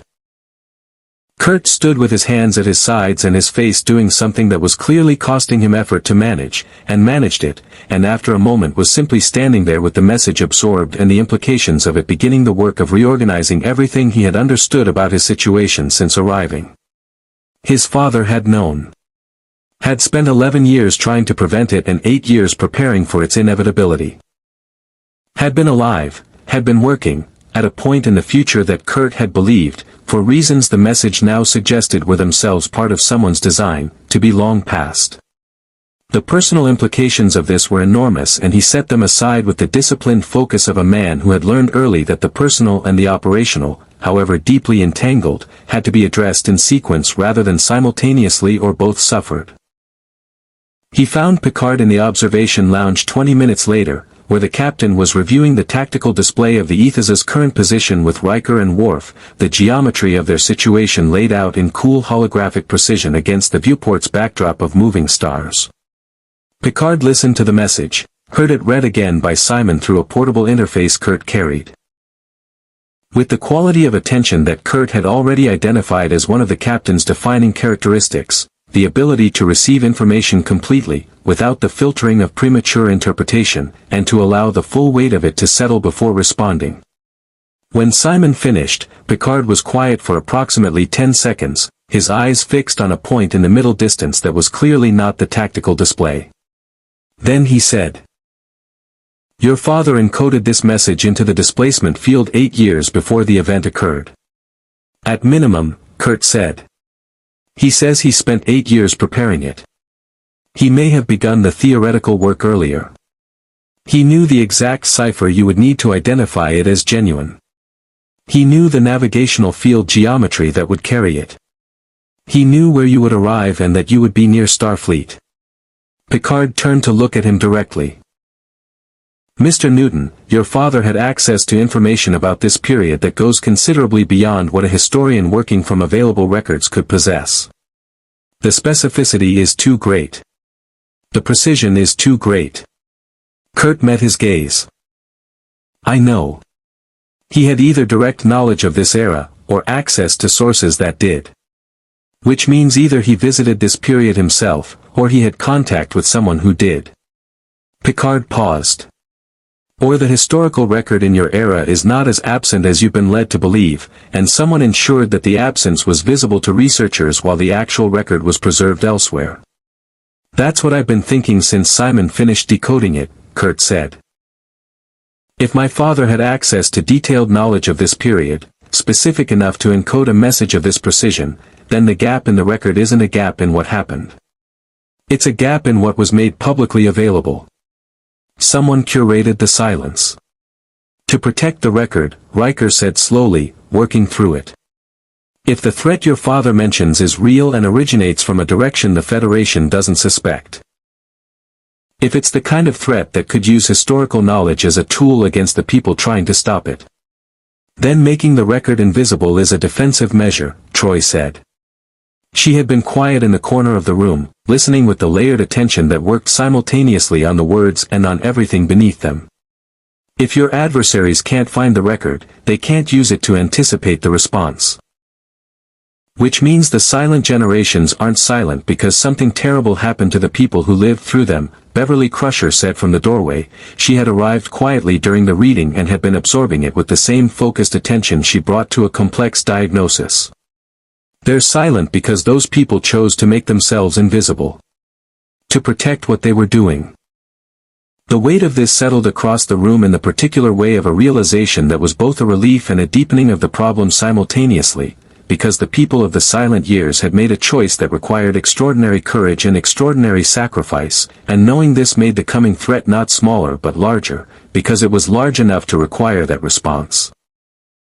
Worf had been characteristically quiet through the emotional and analytical dimensions of the exchange, and characteristically precise when he spoke. The message says the Romulan acquisition is not the primary threat. That the acceleration in their history is a false trail embedded by Newton's father deliberately. He looked at Picard. Which means we are being positioned to focus on the ethos while the actual threat approaches from an unexpected direction. Picard turned to look at him with the expression of a man who has just had something he was already thinking confirmed by someone he trusted. Yes. The message says the threat originates from a direction the Federation does not currently suspect, Data said from the tactical console, where he had been running concurrent analyses with the undiminished attention of a consciousness that did not require the kind of sequential processing the biological members of the room needed to manage complex emotional and analytical content simultaneously. This formulation is interesting. It does not say the Federation has not encountered the threat. It says the Federation does not suspect the direction. The threat itself may already be present in this era, simply not recognized as such from the direction from which it will eventually act. The silence that followed this was the silence of people turning a thought over and finding it heavier on each rotation. Picard walked to the viewport and stood with his back to the room for a moment, looking at the stars with the stillness of a man conducting a private negotiation with the full scope of a problem. When he turned back, his expression carried the quality that his senior staff had come to recognize as the transition from assessment to commitment, the moment when Picard stopped measuring the problem and started engaging it. Mr. Newton, he said. Your father's message says the way home is conditional, and that you will understand the condition when it presents itself. I want you to consider something. He chose his words with the deliberate care of someone aware that what they were about to say would reframe the conversation entirely. It is possible, I want you to hear this as a genuine possibility, not a certainty, that the condition for your return is the same as the resolution of whatever is coming. That you were sent here not as a weapon and not as a distraction, but as a resource. A specific resource, with specific capabilities, that this moment requires. Kurt looked at him steadily. My father said to trust you. I know, Picard said. And I'm telling you that I don't intend to earn that trust by pretending to certainties I don't possess. I'm telling you what I believe is possible because you deserve to make your choices based on the most honest picture I can offer you. He paused. What I am certain of is this, whatever is coming, we will meet it better together than separately. And whatever your father set in motion, a man who spent 11 years trying to prevent this and 8 years preparing for it, who trusted you enough to encode not a command but a message, I don't believe he sent you here to be a passive element in someone else's design. The tactical console emitted a tone that Worf read in an instant. Captain. The Ethos has been joined by the second Romulan vessel. Configuration confirmed as a Veridian-class warbird. They are now in formation at 3.2 light-years and closing at warp 6. Additionally, a pause, brief and precisely weighted. A third contact. Not Romulan. Bearing 340 Mark 22, distance 7.8 light-years. Configuration unknown. It does not match any vessel in the Federation database. His voice dropped a half register. It is also not matching any configuration in the Comet's database, which I accessed during the briefing preparation with Mr. Newton's permission. Every face in the room turned toward that final detail. A vessel that doesn't exist in any record from this era or 7 centuries forward, Riker said slowly. Not unknown, Data said, his golden eyes moving to Kurt with the precision of a mind that had just connected a pattern. Unrecorded. Deliberately. Kurt Newton looked at the bearing on the tactical display. Then he looked at Picard with an expression that had moved through surprise and was settling into something that was neither fear nor certainty but the focused, forward-leaning quality of a man who had just recognized the shape of the problem he had been sent to solve. I think, he said quietly, the condition just presented itself. The unknown vessel held its bearing at 7.8 light-years and did not close. It did not retreat. It emitted no hail, no identification beacon, no energy signature consistent with weapons charging or shield activation. It simply existed at the edge of sensor range with the patient, absolute stillness of something that had decided to be noticed and was now waiting to see what that noticing produced. Data ran 17 successive sensor sweeps in the first 40 minutes, each calibrated to a different frequency band and analytical framework, and the picture that emerged from the aggregate was simultaneously more detailed and more disquieting than any single sweep had produced. The vessel was approximately twice the mass of a Veridian-class warbird. Its hull composition included materials that registered as partially familiar. Alloys and structural configurations consistent with advanced Federation metallurgy, but combined in configurations that suggested either a radically different manufacturing philosophy or a timeline of development that did not correspond to any known shipbuilding tradition. Its power generation readings were extraordinary, producing an energy output that exceeded anything in the Federation database while emitting almost no detectable waste radiation, which meant either its efficiency was beyond current theoretical limits or it was actively suppressing its own emissions with a sophistication that itself implied remarkable technological capability. Most significantly, it cast no warp shadow. Every vessel traveling at warp or preparing to travel at warp generated a characteristic subspace displacement pattern, a warp shadow, that was as identifying as a fingerprint and as unavoidable as the physics that produced it. 7 centuries of Federation sensor development had refined the reading of warp shadows to an art form. The unknown vessel produced none. Not a suppressed shadow, not a masked one. Simply no shadow, as if the physics that governed warp travel had chosen not to apply. Theoretically, Geordi said, standing at the engineering station with the focused unease of someone who found the violation of theoretical limits personally offensive, a vessel could eliminate its warp shadow if it was operating on a completely different mechanism for faster-than-light travel. Not warp drive as we understand it, something that doesn't interact with subspace in the same way. But the energy requirements alone, he shook his head. We don't have anything like that. Nothing in the development pipeline even approaches it. The Comet uses a related principle, Kurt said from beside the tactical console, where he had been standing since the unknown vessel's appearance with the particular quality of stillness that Picard had come to recognize as the precursor to something, not in action but concentrated preparation, the coiling of a spring. The drive system my father and Simon developed is partly based on field geometry that sidesteps conventional subspace interaction. The Comet has a reduced warp shadow, though not an absent one. He looked at data. Is the suppression total? Absolutely zero subspace interaction. The reading is zero, data confirmed. However, I want to note that a sufficiently sophisticated suppression system could theoretically produce a reading indistinguishable from zero. I cannot, with current data, determine which is the case. Simon, Kurt said. The brain had been connected to the Enterprise's sensor feed since the vessel appeared, working through the data with the relentless analytical focus of a consciousness that had spent decades developing intuitions about technological signatures. The emission profile has a quality I find familiar, Simon said carefully. Not the specific readings, those are unlike anything in my direct experience. But the underlying philosophy of the engineering. The way the systems are integrated, the relationship between the power generation profile and the structural configuration. It resembles, in its approach if not its specifics, the theoretical frameworks my father, Rogers and my foundational work, was based upon. A pause, weighted with significance. Extended by several centuries of development beyond what we achieved. You're saying this vessel's technology is descended from yours, Riker said. I am saying it is consistent with that interpretation, Simon replied. I want to be precise. I am not saying I recognize this vessel or that I know its origin. I am saying that if one were to take the foundational engineering principles of the Comet's drive systems and develop them forward for several additional centuries, the resulting technology might look something like what our sensors are showing us. The observation lounge had gone very quiet. Picard stood at the viewport with his hands behind his back and his expression doing the thing it did when multiple complex variables were being sorted against each other in real time, the face of a man whose intelligence was not decorative. The message said the threat originates from a direction the Federation does not currently suspect, he said. And that it is not the Romulans.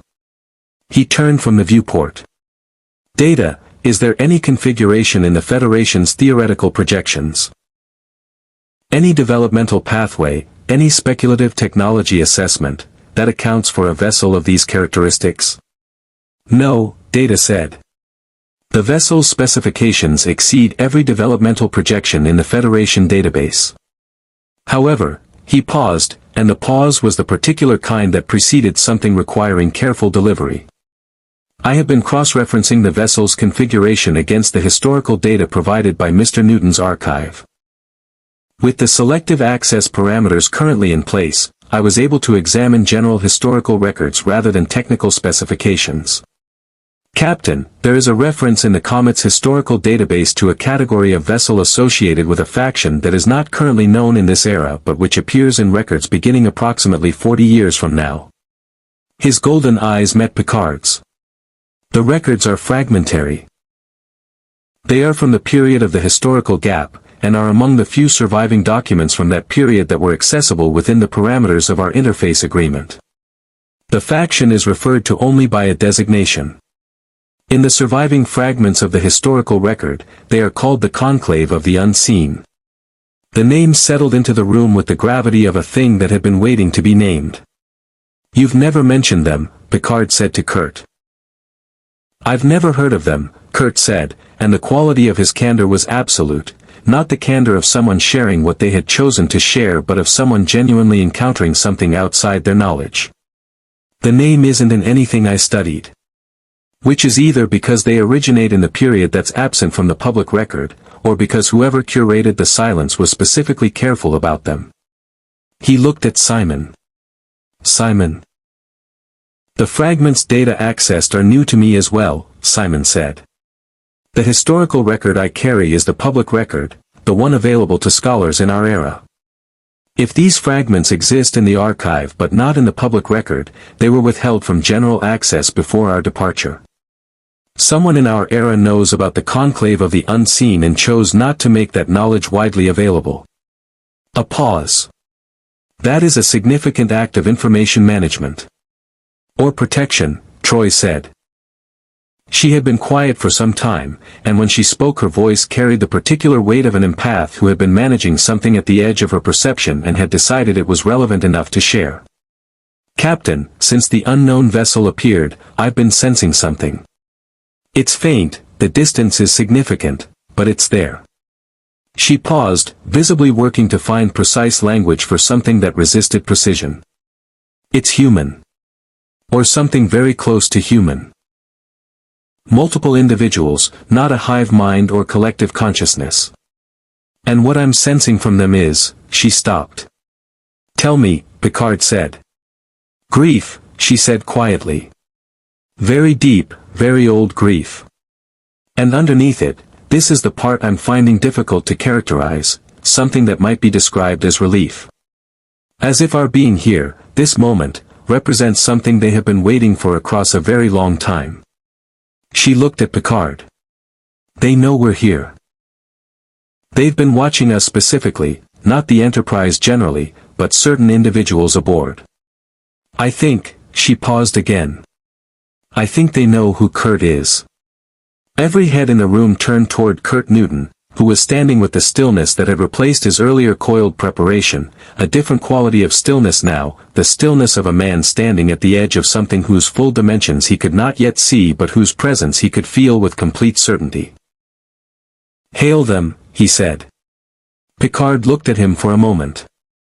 Then he looked at his senior staff, at Riker's steady readiness, at Worf's tactical alertness, at Data's composed analytical attention, at Troy's careful watchfulness, at Geordi's focused concern, and made the decision that the weight of the moment and the quality of the people around him made, if not easy, at least clear.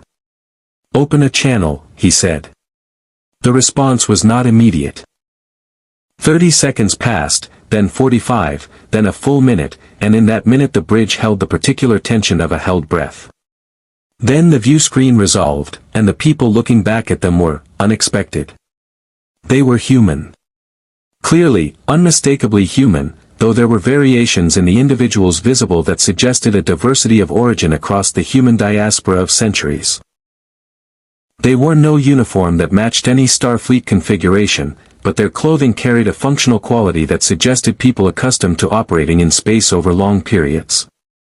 The individual at the center, older than the others, with the quality of worn authority that comes not from rank but from long consequence, looked at the view screen with an expression that confirmed everything Troy had described, the grief and the relief existing simultaneously in the same face with the comfortable coexistence of emotions that had occupied the same space for so long they had ceased to be in conflict. He looked at Picard for a long moment, with the precise quality of someone seeing a face they have known through records and images finally made present. Then his gaze moved to Kurt Newton, and something in the old face shifted, not dramatically, not with the theatrical weight of a scripted revelation, but with the quiet, profound completeness of a recognition that had been a long time arriving.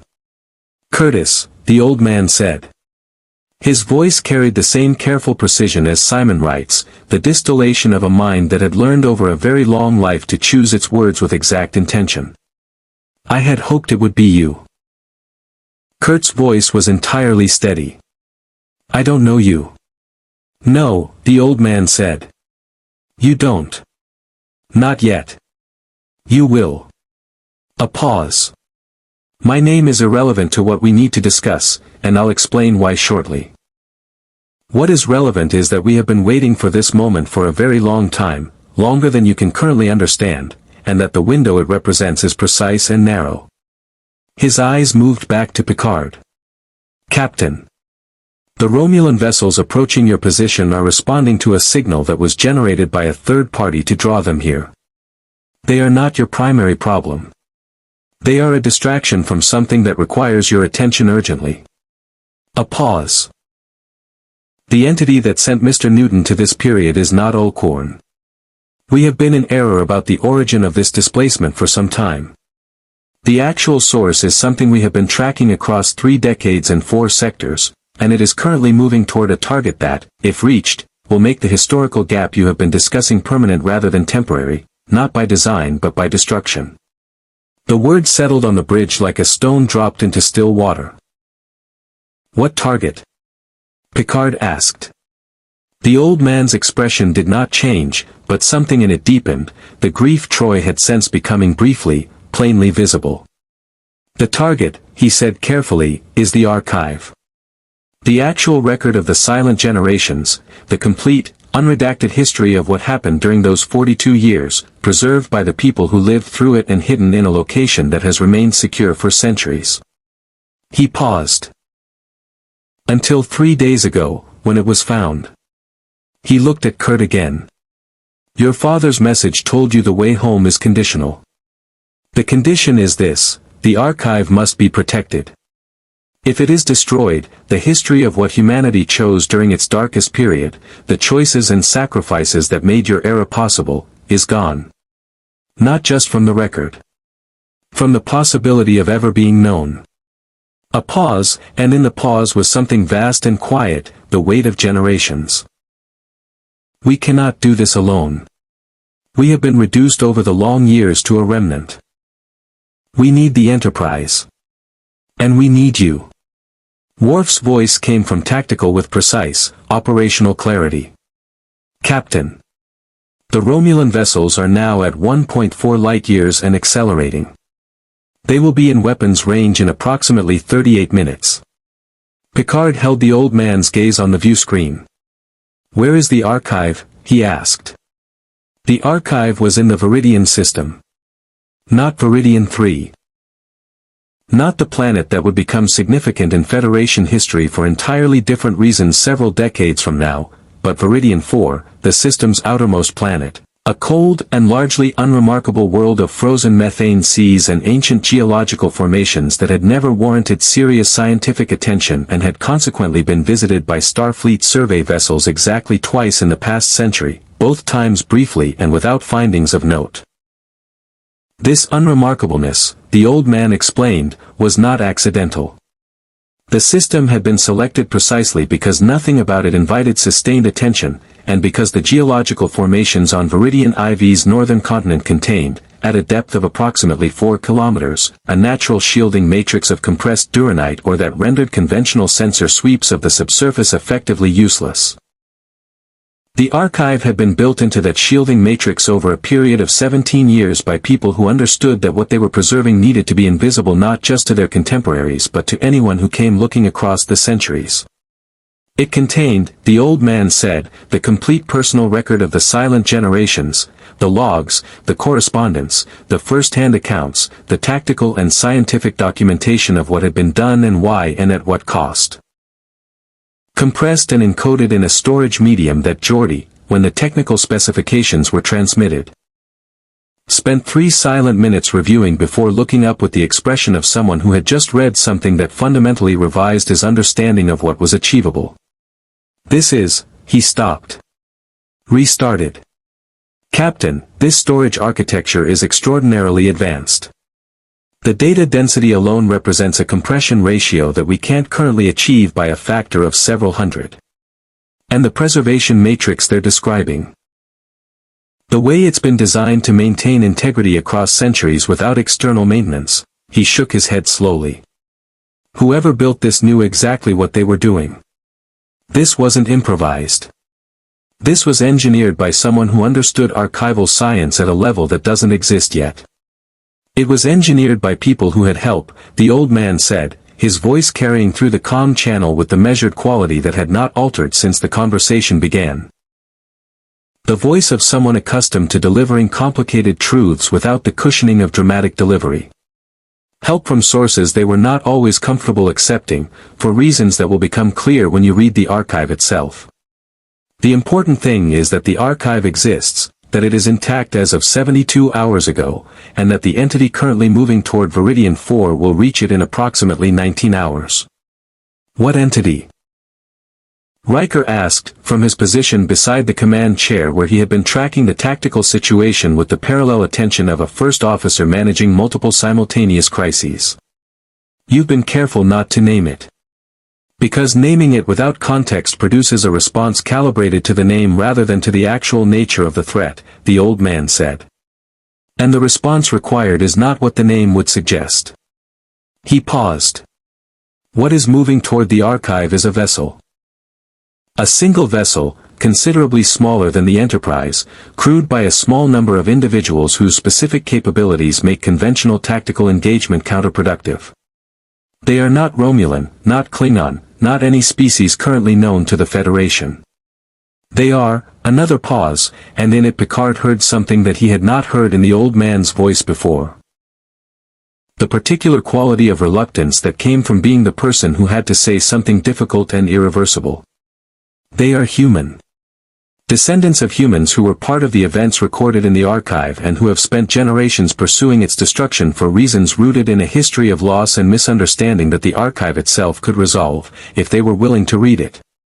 The bridge absorbed this. They are destroying the record of their own history, Data said. Not a question, a precise characterization of an irony that the android's analytical processes had isolated and presented without the emotional coloring a biological officer might have added, but no less resonant for its precision. They don't believe it is their history, the old man said. They believe it is a fabrication constructed to justify decisions that destroyed everything they came from. They have been told this for generations. It is, in the most important sense, not true.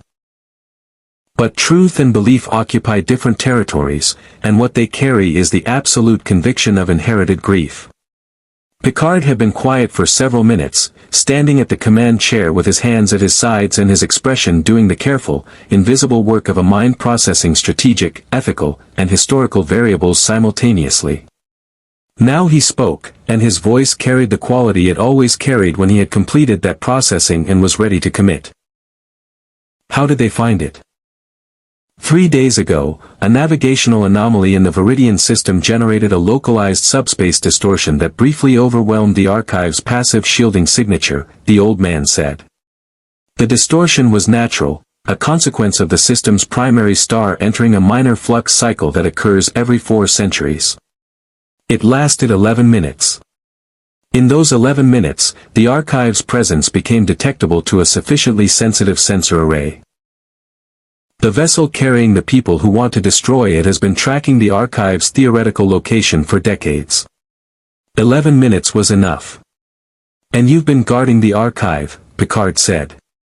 We have been trying to, the old man said, and in the trying was everything that Troy had sensed in him, the grief, the long exhaustion, the wearing down of a remnant that had been sufficient for decades of patient watchfulness and was insufficient for this specific crisis.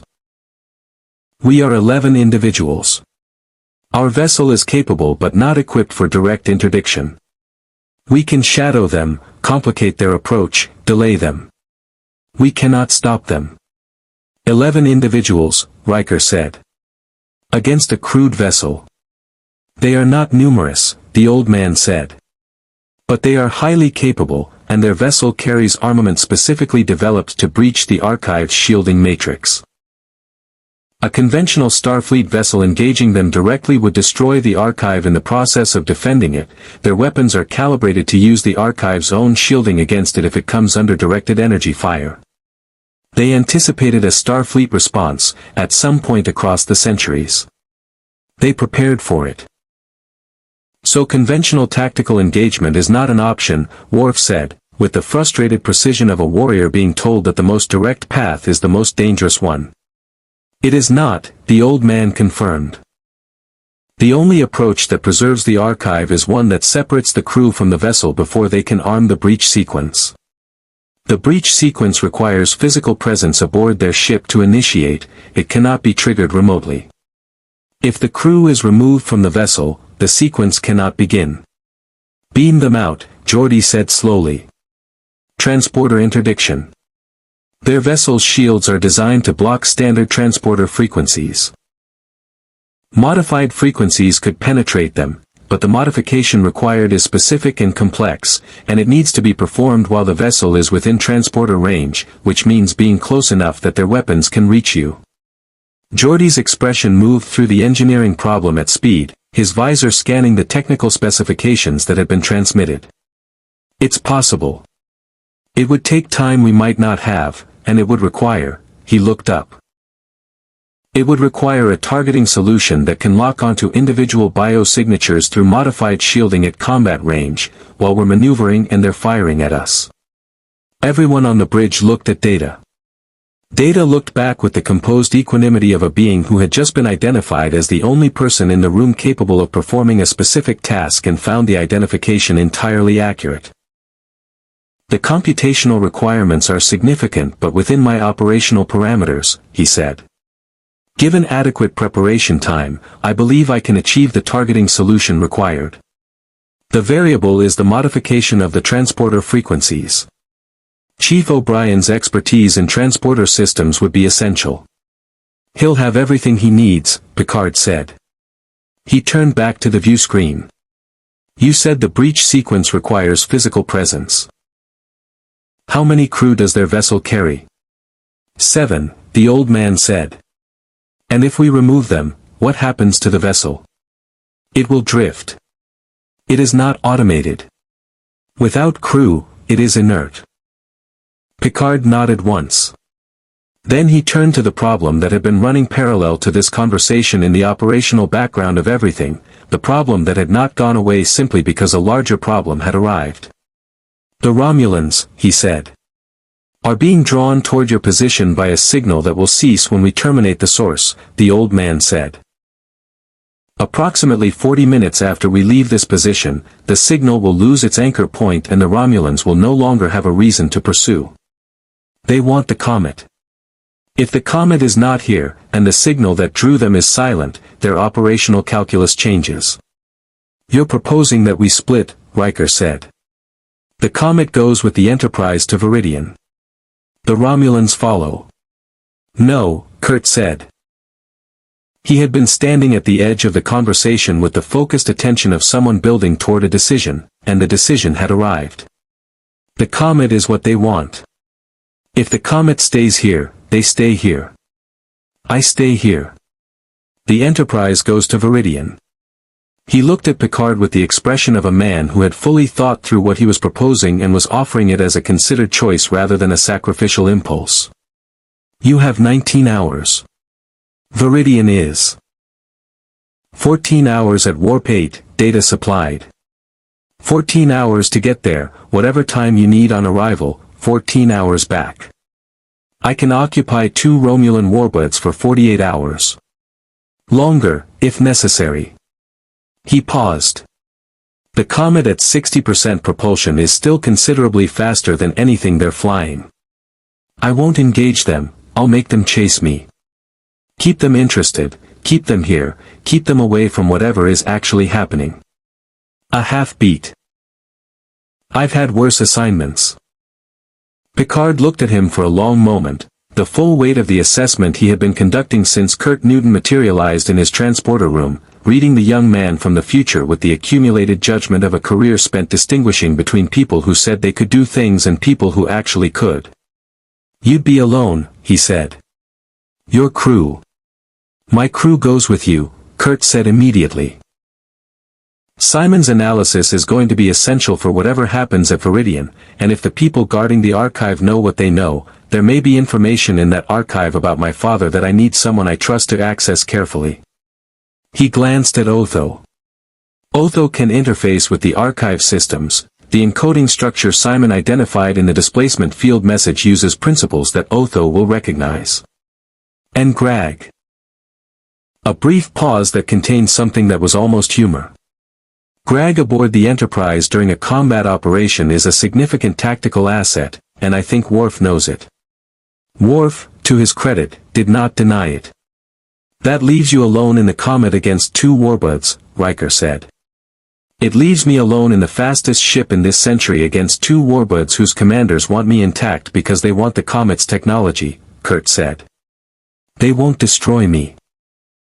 They'll try to disable and board, and the Comet's boarding countermeasures against 24th century intrusion methods are an open question, but I'll have time to figure out the answers because they can't catch me at full pursuit speed even at 60%. He paused. I'm not being reckless. I'm being precise. There's a difference. Your father told you not to be reckless, Picard said. My father told me the distinction exists, Kurt said. He was always very clear on that. Picard was quiet for a moment, holding the tactical geometry of the situation in his mind alongside the weight of the message that still hung in the air of the ship, I love you, son, and the image of a man who had spent 11 years trying to prevent this and had spent 8 preparing for its inevitability, and who had trusted his son's judgment enough to encode not an instruction but a permission. Geordi, he said. How long to get the Comet to full propulsion capacity? Geordi consulted the interface he'd been maintaining with Otho's technical assessment of the repair requirements. With Otho working alongside me and full access to the Enterprise's fabrication systems, 6 hours. Maybe 5.5. The Romulans are 38 minutes from weapons range, Worf said. Then the Comet needs to be clear of our position in 35, Picard said. He turned back to Kurt.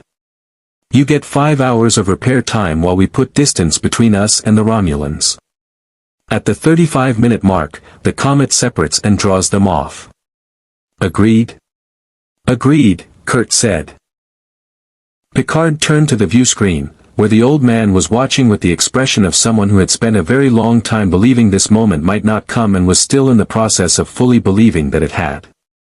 We're coming to Veridian, Picard said. 14 hours. The old man nodded slowly. There is one more thing you should know before you arrive, Captain. The people moving toward the archive, the ones who want to destroy it. Their leader carries a name that will be significant to you, and I want you to hear it before you meet her rather than in the moment of meeting. He paused. Her name is Anna Newton. She is Kurt Newton's descendant. 3 generations removed. He looked at Kurt with the grief and the relief fully present together in his face. She believes, with the absolute conviction of everything she was raised to believe, that the archive contains proof that her ancestor, that you, deliberately sacrificed an entire generation of humanity to preserve an institution that did not deserve preservation. He paused. She is wrong. But she is not entirely without reason for believing what she believes. And when you meet her, she won't believe me, Kurt said quietly. She will not believe you immediately, the old man said. But she will believe the archive, if she can be brought to read it. That is the work. He paused. That has always been the work. The channel held for a moment in silence. The silence of a weight fully assumed, of a task accepted with clear eyes and without the comfort of certainty about the outcome. Then Picard straightened his uniform with the small precise gesture that his crew knew as the seal on a decision made, and said, Red alert. All hands to battle stations. Mr. Data, begin transporter frequency modification calculations. Mr. LaForge, I want those repairs finished in 5 hours. Worf, lay in a course for Veridian 4, Warp 8, ready to execute on my mark. He looked at Riker. Number 1, you're with me. We have 35 minutes to get a young man from the future ready to outrun 2 Romulan warbuds. Riker stood, and his expression carried the particular quality it wore when the situation was genuinely serious and he was genuinely glad to be exactly where he was. Aye, Captain.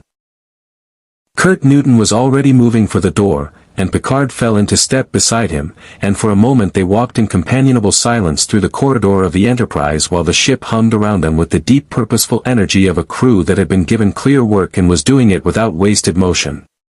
Captain, Kurt said without slowing. When this is over, however it ends, I want you to know that the historical record does not adequately capture what this ship is. Picard glanced at him. What it is, or what the people aboard it are. Kurt considered this for 2 steps. Both, he said. The Comet left the Enterprise's side at the 34-minute mark, 1 minute ahead of schedule, because Geordi LaForge had finished the propulsion repairs in 4 hours and 51 minutes through a combination of engineering virtuosity, Otho's precise technical intuition, and the particular quality of focused urgency that descended on a chief engineer when the work genuinely mattered. The vessel slid away from the Enterprise's port quarter with the smooth, unhurried confidence of a ship that knew exactly what it was capable of and had no need to announce it, its running lights cycling once in a pattern that Kurt had told no one was a farewell and that everyone watching from the bridge understood to be exactly that. Picard watched it go from the command chair. The Comet accelerated. The word accelerated did not adequately describe what happened next, and the bridge crew's collective silence in the face of it was the silence of people witnessing something that their professional vocabulary had not yet developed the precision to characterize. The vessel went from station keeping to a velocity that the Enterprise's sensors struggled to track in a duration that felt less like propulsion and more like decision. As if the ship had simply chosen to be somewhere else and the intervening space had obliged. At the edge of sensor range, the two Romulan warbuds reacted with the speed of commanders who had been waiting for exactly this kind of development, their tactical signatures shifting from pursuit formation to intercept geometry, and then the Comet shifted again and the Romulans' intercept geometry was already wrong, already reaching for a position the vessel had occupied and vacated in the time it took to calculate it. Remarkable, Data said, watching his console with an expression that on a human face would have been unambiguous admiration. He'll be all right, Troy said, though no one had asked and everyone needed to hear it. Picard turned his attention forward. Warp 8, Mr. Data. Take us to Veridian. The 14 hours that followed were not idle. In the engineering section, Geordi worked with Otho on a secondary problem that had emerged from their analysis of the hostile vessel's tactical specifications. The weapons system designed to turn the archive's shielding against itself required a targeting frequency that, once identified, could theoretically be blocked by a sufficiently precise sensor countermeasure. Theoretically. Geordi and Otho worked through the theory with the focused intensity of two engineers who had discovered in each other a complementary intelligence, Geordi's intuitive grasp of existing systems meeting Otho's extraordinary mathematical precision in a collaboration that produced, after 9 hours and 3 failed approaches, a countermeasure that had a reasonable chance of working and a clear explanation of why it might not. In the science lab, Data worked on the transporter modification problem with O'Brien, and their progress was the kind that looked like nothing from the outside and felt like everything from the inside, the incremental refinement of a targeting solution through successive approximations, each iteration narrowing the margin of error by fractions that individually meant nothing and collectively meant the difference between a plan that worked and one that didn't. O'Brien had the transporter chief's deep, almost physical relationship with his systems, the knowledge of how they behaved at the edge of their operational parameters that no manual could convey and no amount of theoretical training could replace. Data had the computational capacity to run the targeting calculations at a speed that would have required a full team of engineers working in relay. Together they built something that neither could have built alone. Greg occupied himself in a manner that initially concerned Lieutenant Worf and ultimately earned his unspoken respect. The robot had asked, through a straightforward request delivered to the security office with the direct simplicity that characterized all of Greg's communications, for access to the ship's tactical training facilities. Worf had granted it with the cautious approval of a security chief who wanted to know what he was approving, and had subsequently spent 40 minutes watching Greg work through combat scenarios in the holodeck with an efficiency and adaptability that required several upward revisions of his initial assessment. Greg's physical capabilities were extraordinary, his strength and durability placed him in a tactical category that Worf associated with Jem'Hadar soldiers at their most capable. But what impressed Worf most was the quality of his judgment. Greg did not fight as a weapon fights, applying force to problems until they resolved. He fought as a soldier fights, reading the situation continuously, adapting, protecting what needed protecting at the cost of what could be sacrificed. When Worf arrived to inform him that they were approaching Veridian, Greg looked at him with the fixed approximation of a face that nonetheless communicated something unmistakable. "You fight well, for someone your size," Greg said. Worf considered this for a moment with the full gravity he brought to all assessments of combat capability. "You fight well for someone who cannot be killed," he replied. Greg processed this. "I can be damaged significantly," he said, with the precision of someone who found the distinction important. "Then we understand each other," Worf said. Simon Wright spent the 14 hours in continuous interface with the Enterprise's computer, working through the archive's encoding structure with the focused patience of a mind that had spent decades developing the particular discipline of deep analytical work, the ability to sit with a problem across hours without the restlessness that plagued biological consciousness. Moving through its layers with the systematic thoroughness of someone who understood that the important things were usually buried under the unimportant ones and that the only way to find them was to go through everything. What he found, 3 hours before they reached Veridian, he reported to Picard and Troy in the observation lounge in a voice that carried the particular stillness of a mind that had arrived at something it had not expected. The archive's encoding structure, Simon explained, contained an indexing system that allowed limited external interrogation without full access, a mechanism built in by the archive's creators for exactly this kind of situation, where time was insufficient for comprehensive review but specific questions required answers. He had used this mechanism to query the archive on the subject of Anna Newton. On the events that had shaped her belief and her mission and the generations of her family that had preceded her. What emerged was not a simple story. Anna Newton's lineage traced directly from Kurt Newton through a branch of his descendants who had been among the people most directly affected by the events of the silent generations. A community that had lost more than most, had been asked to sacrifice more than most, and had received in exchange not recognition or acknowledgement but the silence that had been necessary to protect the record and everyone connected to it. They had been told, by people who were protecting them and could not explain why, that the history of what had happened to them could not be shared. They had interpreted this silence as shame. As confirmation that the decisions that had cost them so much were decisions that even those who made them could not justify openly. This interpretation was wrong. But it was not irrational. Given what they had experienced and what they had been told and not told, across generations in which the silence had calcified from a protective necessity into what felt like an institutional abandonment, it was the interpretation that pain and incomplete information produced. Anna Newton was not a villain pursuing destruction out of malice. She was the product of a wound that had never been allowed to close because the instrument of its closing had been locked away precisely to ensure it survived long enough to do so. She needs to read the archive, Simon said. Not be told what it contains. Not have it summarized or explained or interpreted.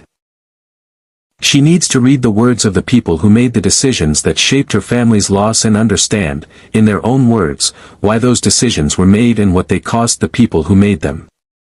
A pause. I believe, based on what the index has shown me, that the archive contains direct communication from Kurt Newton, from you, Kurt, written during the period of the events, addressed specifically to the people who would be most harmed by the choices being made. A letter to the future. Written for exactly this. Picard looked across the table at Troy.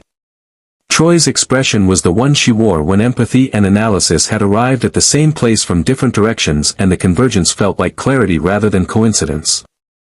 She will read it, she said. If we can get her to the point of reading it, she will read it. What I sensed from her vessel was grief and conviction, not closed certainty. She believes what she believes absolutely. But she believes it because she wants the truth, not because she's afraid of it. The conviction is the form her longing for the truth has taken. Give her the truth in a form she can receive it. And the conviction becomes the thing that opens the archive rather than destroys it, Picard said.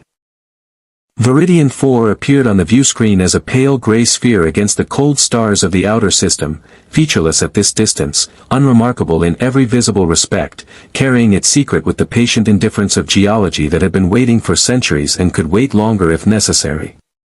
The hostile vessel was already in the system. It appeared on sensors as they dropped from warp. Smaller than the Enterprise by a significant margin, built along functional lines that prioritized capability over presence, currently in a descending approach vector toward Veridian IV's northern continent. Its shields were active and its weapons were charged, and the sensor readings showed the breach sequence in the process of arming. Not yet complete, but advancing through its stages with the systematic progress of a procedure being executed by people who had prepared for this moment across their entire lives. Red alert, Picard said. Shields up. Hailing frequencies. The response came immediately, and the face that appeared on the view screen was younger than Picard had expected. Not the lined, exhausted face of someone who had been on a long campaign, but the face of a woman perhaps 35 years old, dark-haired, with eyes that carried everything Simon had described in the index: grief, conviction, and beneath both of them, at a depth that required looking for, the longing for a truth that the grief and conviction had been covering for a very long time. She looked at Picard with the composed assessment of someone who had prepared for Starfleet intervention and had decided in advance what her response would be. Then her gaze moved past Picard. It found Simon Wright's housing unit, which Picard had positioned deliberately in the viewscreen's frame for exactly this moment. Then it found Greg, standing beside the tactical station where Worf had placed him for reasons that were simultaneously tactical and, Picard had quietly noted, something more than tactical. Her composure shifted. Not broken, but altered, the way a structure shifts when something unexpected applies force at an angle it wasn't designed to resist. "Those are the future men," she said. Her voice was level, but the levelness was working harder than it had been a moment ago. "They are," Picard said. "And I believe you know what their presence here means about the individual who sent them to Veridian." "It means Starfleet found a way to use his legacy against me," she said, and the bitterness in it was old and careful, the bitterness of something tended for a long time. "It means," Picard said, with the quiet authority of someone who had decided that the direct path was the only one that would serve, "that the archive you are about to destroy contains a letter written by Curtis Newton to his descendants. Specifically to the people who would be most harmed by what he was part of. It contains his words, in his voice, explaining decisions you have been told were made without regard for the people they cost." He paused. "He wrote it for you, Ms. Newton. Not for history. Not for the Federation. For you, and for everyone who came before you who deserved an explanation and didn't receive one." Another pause. "I am asking you to read it before you make this irreversible." The breach sequence indicator on the tactical display continued its advance through the arming stages. Anna and Newton looked at Picard. Then at Simon Wright's housing unit. Then at Greg, whose massive, still form communicated nothing threatening and everything patient, the patience of a being who had stood beside Curtis Newton across a lifetime and was standing beside his legacy now with the same uncomplicated fidelity. The breach sequence reached 90%. Picard did not speak. He held the silence with the discipline of someone who understood that the words had been said and that adding more words now would not add to them but subtract from them, would suggest uncertainty, would fill a space that needed to remain open. 92%. 94. Anna Newton closed her eyes. "Stand down," she said. Not to Picard. To her crew. The breach sequence indicator stopped at 96% and held. The bridge let out a breath it had been holding since they dropped from warp. "Ms. Newton," Picard said, and his voice carried the quality it carried when he was most himself, not the authority of rank, not the precision of command, but the simple, direct humanity of a man who believed that words and reason and the willingness to listen were the most powerful things one civilization could offer another. "I'd like to beam you aboard the Enterprise. There's someone here who has been waiting a very long time to speak with you." He glanced at Simon Wright's housing unit. Simon said nothing. But the stillness around the housing unit had changed quality, had become the stillness of a mind that had carried something heavy across a very long distance and could feel the destination approaching. Anna Newton opened her eyes.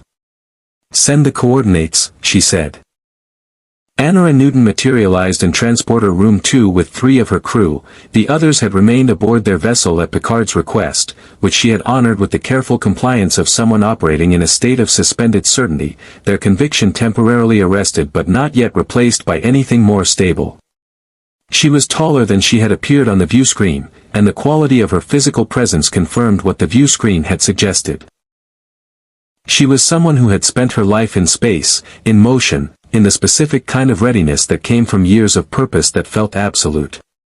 Her crew flanked her with the protective instinct of people who had traveled a long road together and had not yet decided whether the road had ended or simply turned. Picard met her at the transporter pad with Troy beside him and Greg behind him, and the moment Anara stepped off the platform and saw Greg at close range. Saw the scale of him, the particular quality of his presence, the unmistakable physical reality of a being she had known only through records and accounts and the inherited stories of a family that had been shaped by his existence. Something moved across her face that she did not try to hide and could not have hidden if she had tried. Greg looked at her with his fixed approximation of a face that nonetheless communicated, as it always did to those who knew how to read it, exactly what was happening behind it. "You look like him," Greg said. "Around the eyes." It was, by any measure, a simple statement. Factual, direct, delivered with the uncomplicated certainty of a being for whom observation and expression occupied the same unmediated space. But the effect of it on Anara Newton was not simple, because it carried within it the full weight of what Greg was, a being who had stood beside Curtis Newton across the length of a life, who had known him in the specific, irreplaceable way that proximity and shared experience produced. And whose recognition of her face as carrying something of his was not a diplomatic gesture or a strategic opening but simply the truth, stated plainly, by someone with no capacity for anything else. She looked at Greg for a long moment. Then she looked at Picard. "Where is he?" she asked. Picard led them to the observation lounge. Simon Wright's housing unit was at the center of the table, connected by the interface cable to the Enterprise computer, which had been given selective access to the archive's indexing system during the approach to Veridian. The housing unit was quiet in the way it was quiet when Simon was thinking rather than inactive, the particular stillness of a mind fully engaged in its own interior processes, completing something before it was ready to surface.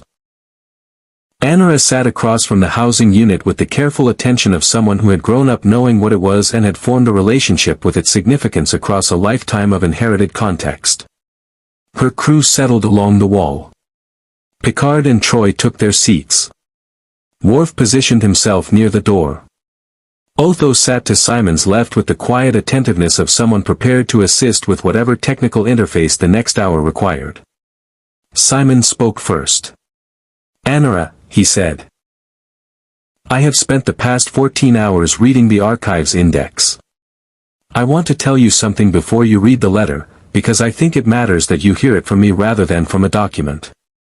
He paused, and in the pause was the weight of everything he was about to say gathered and ordered with the precision of a mind that had chosen its words across hours of preparation. "I knew your ancestor for his entire life. I was present for every significant decision he made during the period this archive records. I watched him make choices that cost him things he valued, things I know, because I knew him, that he valued more than his own safety or reputation or comfort. And I watched him carry the knowledge of what those choices cost other people with a weight that he did not put down." Another pause. "He did not put it down. Not ever. The silence that your family experienced as abandonment was not indifference. It was the most painful thing he lived with. The letter in this archive is not an explanation written after the fact to justify decisions already made comfortably. It is a letter written during the events, in the middle of them, when nothing was certain and everything was at stake, by a man who understood exactly what he was asking people to bear and was trying, from inside an impossible situation, to be honest with them about it. Anara Newton was very still. "He had the chance to reach out," she said. Her voice was level, but the levelness had changed quality. It was no longer the controlled steadiness of conviction defended against challenge, but the levelness of someone listening genuinely, which was harder and more vulnerable. For generations. The people who came after him, who claimed to be protecting what he stood for, they had the chance to reach out. To explain. To tell our family what had happened and why. They chose silence instead. "Yes," Simon said. "They did. And they were wrong to do so." The silence that was necessary during the events became a habit after them, and habits outlive their justifications. The people who maintained that silence in the generations after the events were protecting something that had become, over time, more important to them as an institution than as a living obligation to the people it affected. A pause that was not soft but precise, the precision of a mind that would not round difficult truths into comfortable shapes. They were wrong. And the archive contains their acknowledgement of that wrong, written by people who understood it when they made it and by those who understood it later. Your family's grief was real and the silence that deepened it was a failure. Both of those things are true alongside the other truths the archive contains. Something in Anna Newton's face shifted at the word failure, shifted toward it rather than away from it, the way a person who has been waiting for a specific acknowledgement without knowing they were waiting moves toward the moment it arrives. Picard had been watching this exchange with the attention he reserved for moments that required bearing witness rather than participation, the understanding that his role in this particular conversation was to hold the space for it rather than to direct it. Now he spoke, quietly. Ms. Newton. The archive is accessible through the interface Otho has established. It would take several days to read it comprehensively. But the letter is indexed and retrievable immediately. He paused. Whenever you're ready. She looked at Otho. Otho met her gaze with the direct, unguarded attention that was the characteristic mode of his consciousness, not performance, not calculation, simply the full presence of a being who found the person in front of him worthy of his complete attention. The interface is straightforward, he said. I'll be here if you need assistance. Anna Newton looked at the housing unit. At Greg. At the viewport, where Veridian 4 turned slowly against the stars, carrying in its frozen geology the compressed record of everything that had happened and everything it had cost. Then she reached forward and accepted the interface from Otho. The observation lounge became quiet in the way that spaces became quiet around reading, the particular quality of silence that gathered around someone in the act of receiving something that mattered. Anna's eyes moved across the display with the speed of someone who read quickly and carefully, a person for whom documents were not passive objects but active encounters. Picard did not watch her face. He looked at the viewport and let the reading happen at its own pace. It took 23 minutes.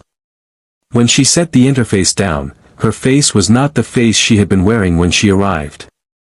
The conviction was still there, but it had been reorganized, the way a structure is reorganized when a load it has been bearing is removed not by collapse but by the arrival of something stronger to carry it.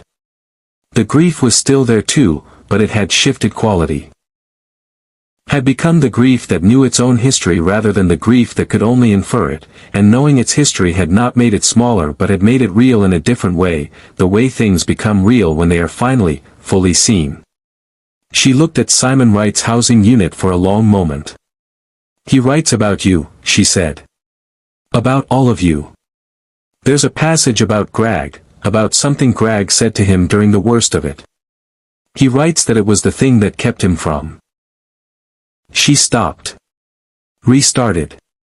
He writes that Greg said something that kept him present when he wanted to stop being present. He doesn't quote it. He says it was private. Greg was quiet for a moment with the weight of something very old being touched. He asked me once, Greg said slowly, whether I thought what he was doing was right. Not tactically. Morally. A pause. I told him I thought it was necessary and that necessary and right were not always the same thing, and that the difference between them was the weight a person carried afterward, and that carrying that weight rather than setting it down was the only way I knew to tell that someone understood the difference. Anna Newton looked at Greg for a long time. Then she said, quietly and with complete simplicity, I want to read the rest of it. It will take time, Otho said. Days, perhaps. I have time, she said. She looked at Picard. The breach sequence on our vessel, it can be fully disarmed. I'll give you the codes. Thank you, Picard said. I want to say something. She looked around the room, at Picard, at Troy, at Greg and Otho and Simon, at Worf standing his patient watch at the door. I have been carrying this for my entire life. My mother carried it. Her father carried it. What I understood it to be was a wound that couldn't close because the people responsible had locked away the thing that could close it. She paused. I was wrong about what they locked it away for. I wasn't wrong that it needed to be opened. She looked at Picard directly. The archive should not remain hidden. The people who lived through this, their choices, their sacrifices, the full account of what they did and what it cost, that should be part of the record. The visible record. Not for the sake of the institution. For the sake of the people. Picard held her gaze, and in his own there was the quality that those who knew him recognized as the expression he wore when someone said something that aligned precisely with what he believed, and he found the alignment both satisfying and humbling. "I agree," he said. The process that followed was not swift, but it was steady.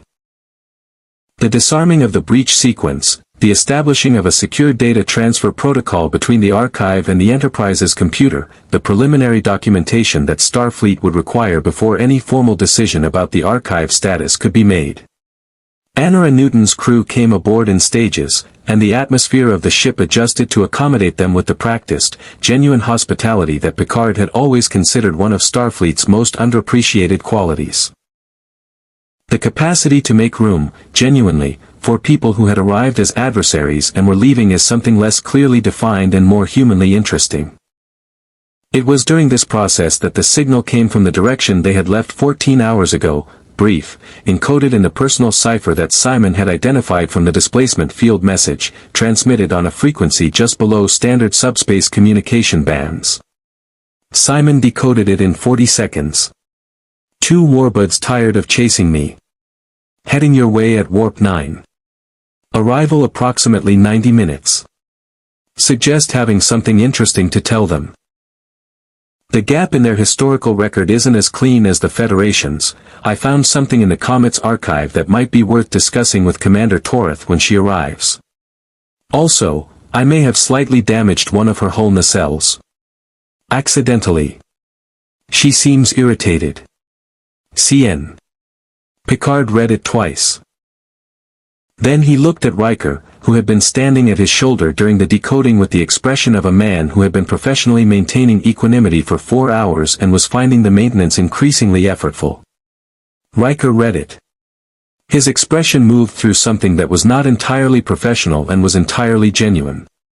"He's all right," he said. "He is," Picard agreed. He straightened his uniform. 90 minutes.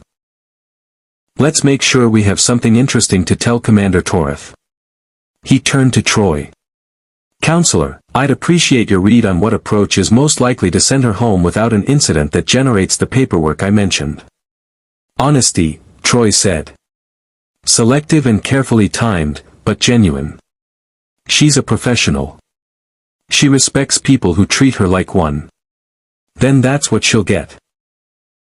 He moved toward the door, then paused and looked back at Anna and Newton, who had retrieved the interface and returned to the archive with the focused attention of someone who had found the thing she had been looking for and was not going to put it down. "Ms. Newton. The Comet will be returning shortly. When it does, I think it would be worth your time to speak with its captain." She looked up from the archive with an expression that was complicated and present and entirely human. "I know," she said. "I've been thinking about what I'd say." "What have you decided?" She was quiet for a moment, looking at the display in her hands with the expression of someone who has read something that has reorganized the furniture of their understanding and is still getting used to the new arrangement.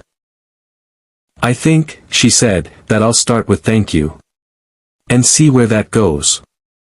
Picard nodded once, and the quality of the nod was the quality of someone who has watched a long, complicated thing arrive at the place where it was always trying to get, and finds the arrival neither simple nor sufficient nor anything less than necessary.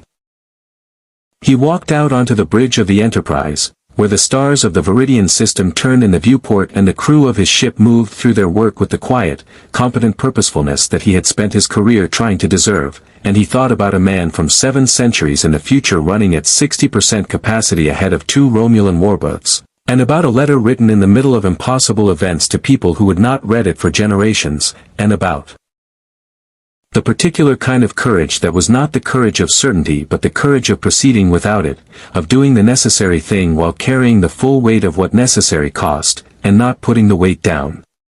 The sensor console chimed.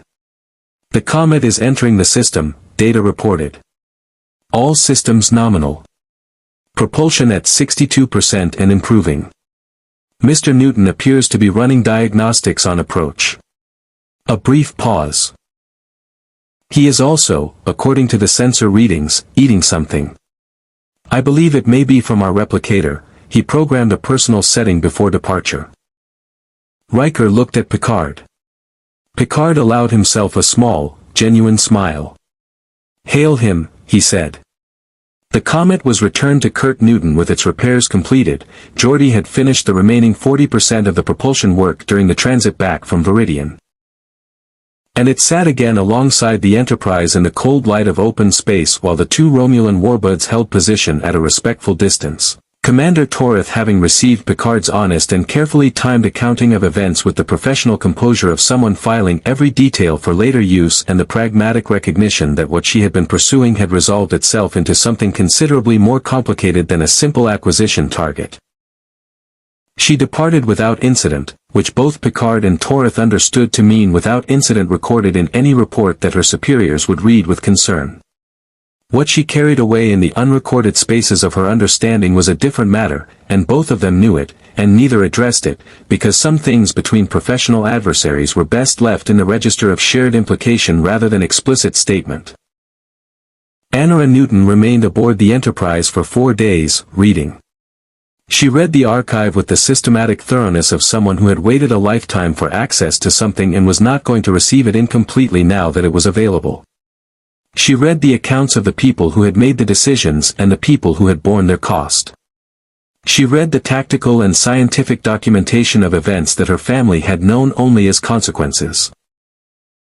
As absences, as losses, as the cold residue of choices made by people she had been taught to regard as having made them lightly.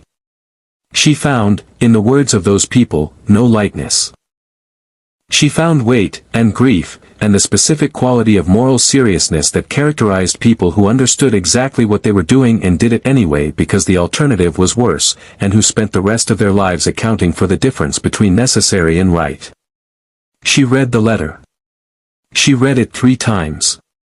On the 4th day she sat in the observation lounge with Kurt Newton, who had come aboard after the Romulans departed and had spent the intervening time in a series of conversations that had been by turns difficult and necessary and, in their final hours, something quieter and more personal than either had initially expected, and they talked for a long time about things that neither of them had been able to say to anyone else, because the specific shape of what they shared was not a shape that fit easily into the available categories of relationship.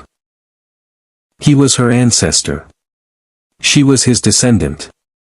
Between them lay 7 centuries of history that she had now read in its fullest available form and that he had lived in its original, and the space between what she had read and what he had lived was not empty but filled with the particular, irreducible density of the difference between experience and record, the thing that no archive, however complete, could fully close. She told him what the silence had done to her family across the generations. She told him this not as an accusation. The archive had dissolved the architecture of accusation, but as information, the kind of information that the person responsible for a consequence deserved to have even when the consequence was remote from the original action. He listened with the quality of attention that Simon had always said was one of his most important characteristics. The ability to receive difficult things without deflecting them, to let them land and stay landed rather than immediately reaching for the response that would reduce them to something more manageable. He did not say he was sorry in the way that people said it when they meant something smaller than the word.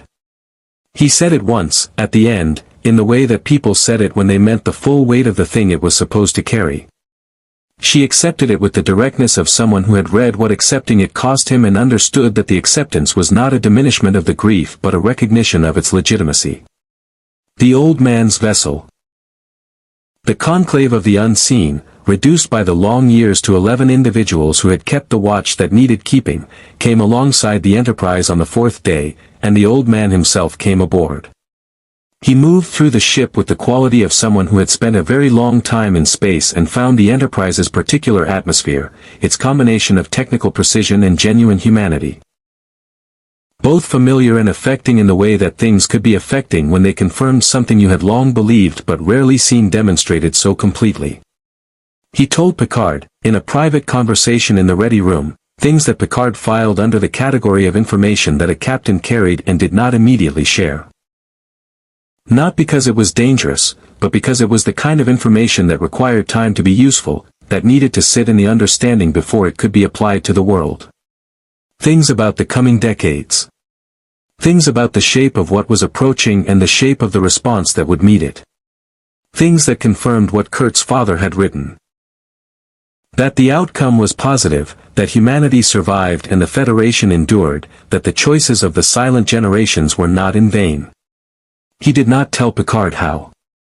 The how was the record that would be made by the people living it.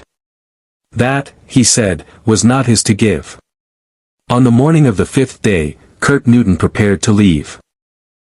He stood in the shuttle bay beside the Comet with Simon Wright's housing unit under his arm and Greg and Otho at his sides, and the particular quality of someone who had arrived somewhere unexpected and found it more significant than any place they had planned to be. The senior staff were present: Picard, Riker, Troy, Data, Geordi, Worf, Beverly, arranged with the informal but genuine ceremony of people saying goodbye to someone whose company had mattered. The way home had been identified by Simon and Data working together across the 4 days. A temporal corridor, generated by a precisely calibrated interaction between the Comet's drive system and the Enterprise's deflector array, that would carry the Comet forward through the centuries with a precision sufficient to deposit it in its own era within a margin of error that Kurt had characterized as acceptable and Simon had characterized as the best available option under current circumstances, which in Simon's language meant the same thing. Anna Newton was there too, standing slightly apart from the Starfleet officers with the quality of someone who had arrived at a place they had not expected to reach and was still orienting to the view from it. She and Kurt had said what they needed to say the night before. What remained between them now was not unfinished business but something more like the quiet aftermath of finished business. The space after a long necessary conversation that had gone where it needed to go and left behind it something that would take time to fully understand. Picard extended his hand to Kurt Newton. Kurt took it, and the handshake was the handshake of two people who had worked together under genuine pressure and found in each other the thing that made genuine pressure bearable. The certainty that the person beside you was doing their best work with the best of their intentions, without reservation and without performance. Your father was right about you, Picard said. Kurt looked at him. He was right about you too, he said. For whatever it's worth, coming from someone who read your history before he met you, the history does not adequately capture what the meeting is. He had said this once before, in a corridor, and Picard had heard it then and heard it differently now, with the full context of 5 days rather than 5 hours behind it. Live long and prosper, Mr. Newton, Picard said.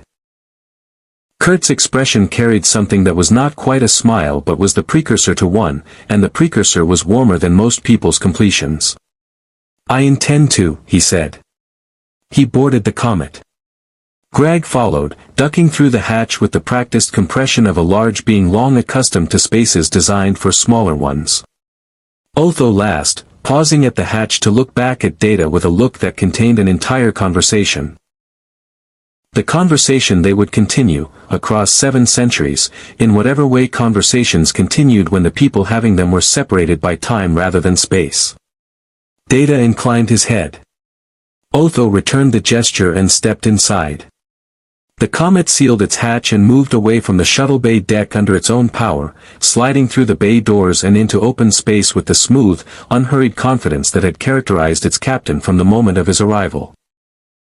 The Enterprise's deflector array activated on Data's command, generating the calculated interaction field at precisely the coordinates and frequency that Simon and Data had determined across 4 days of collaborative work.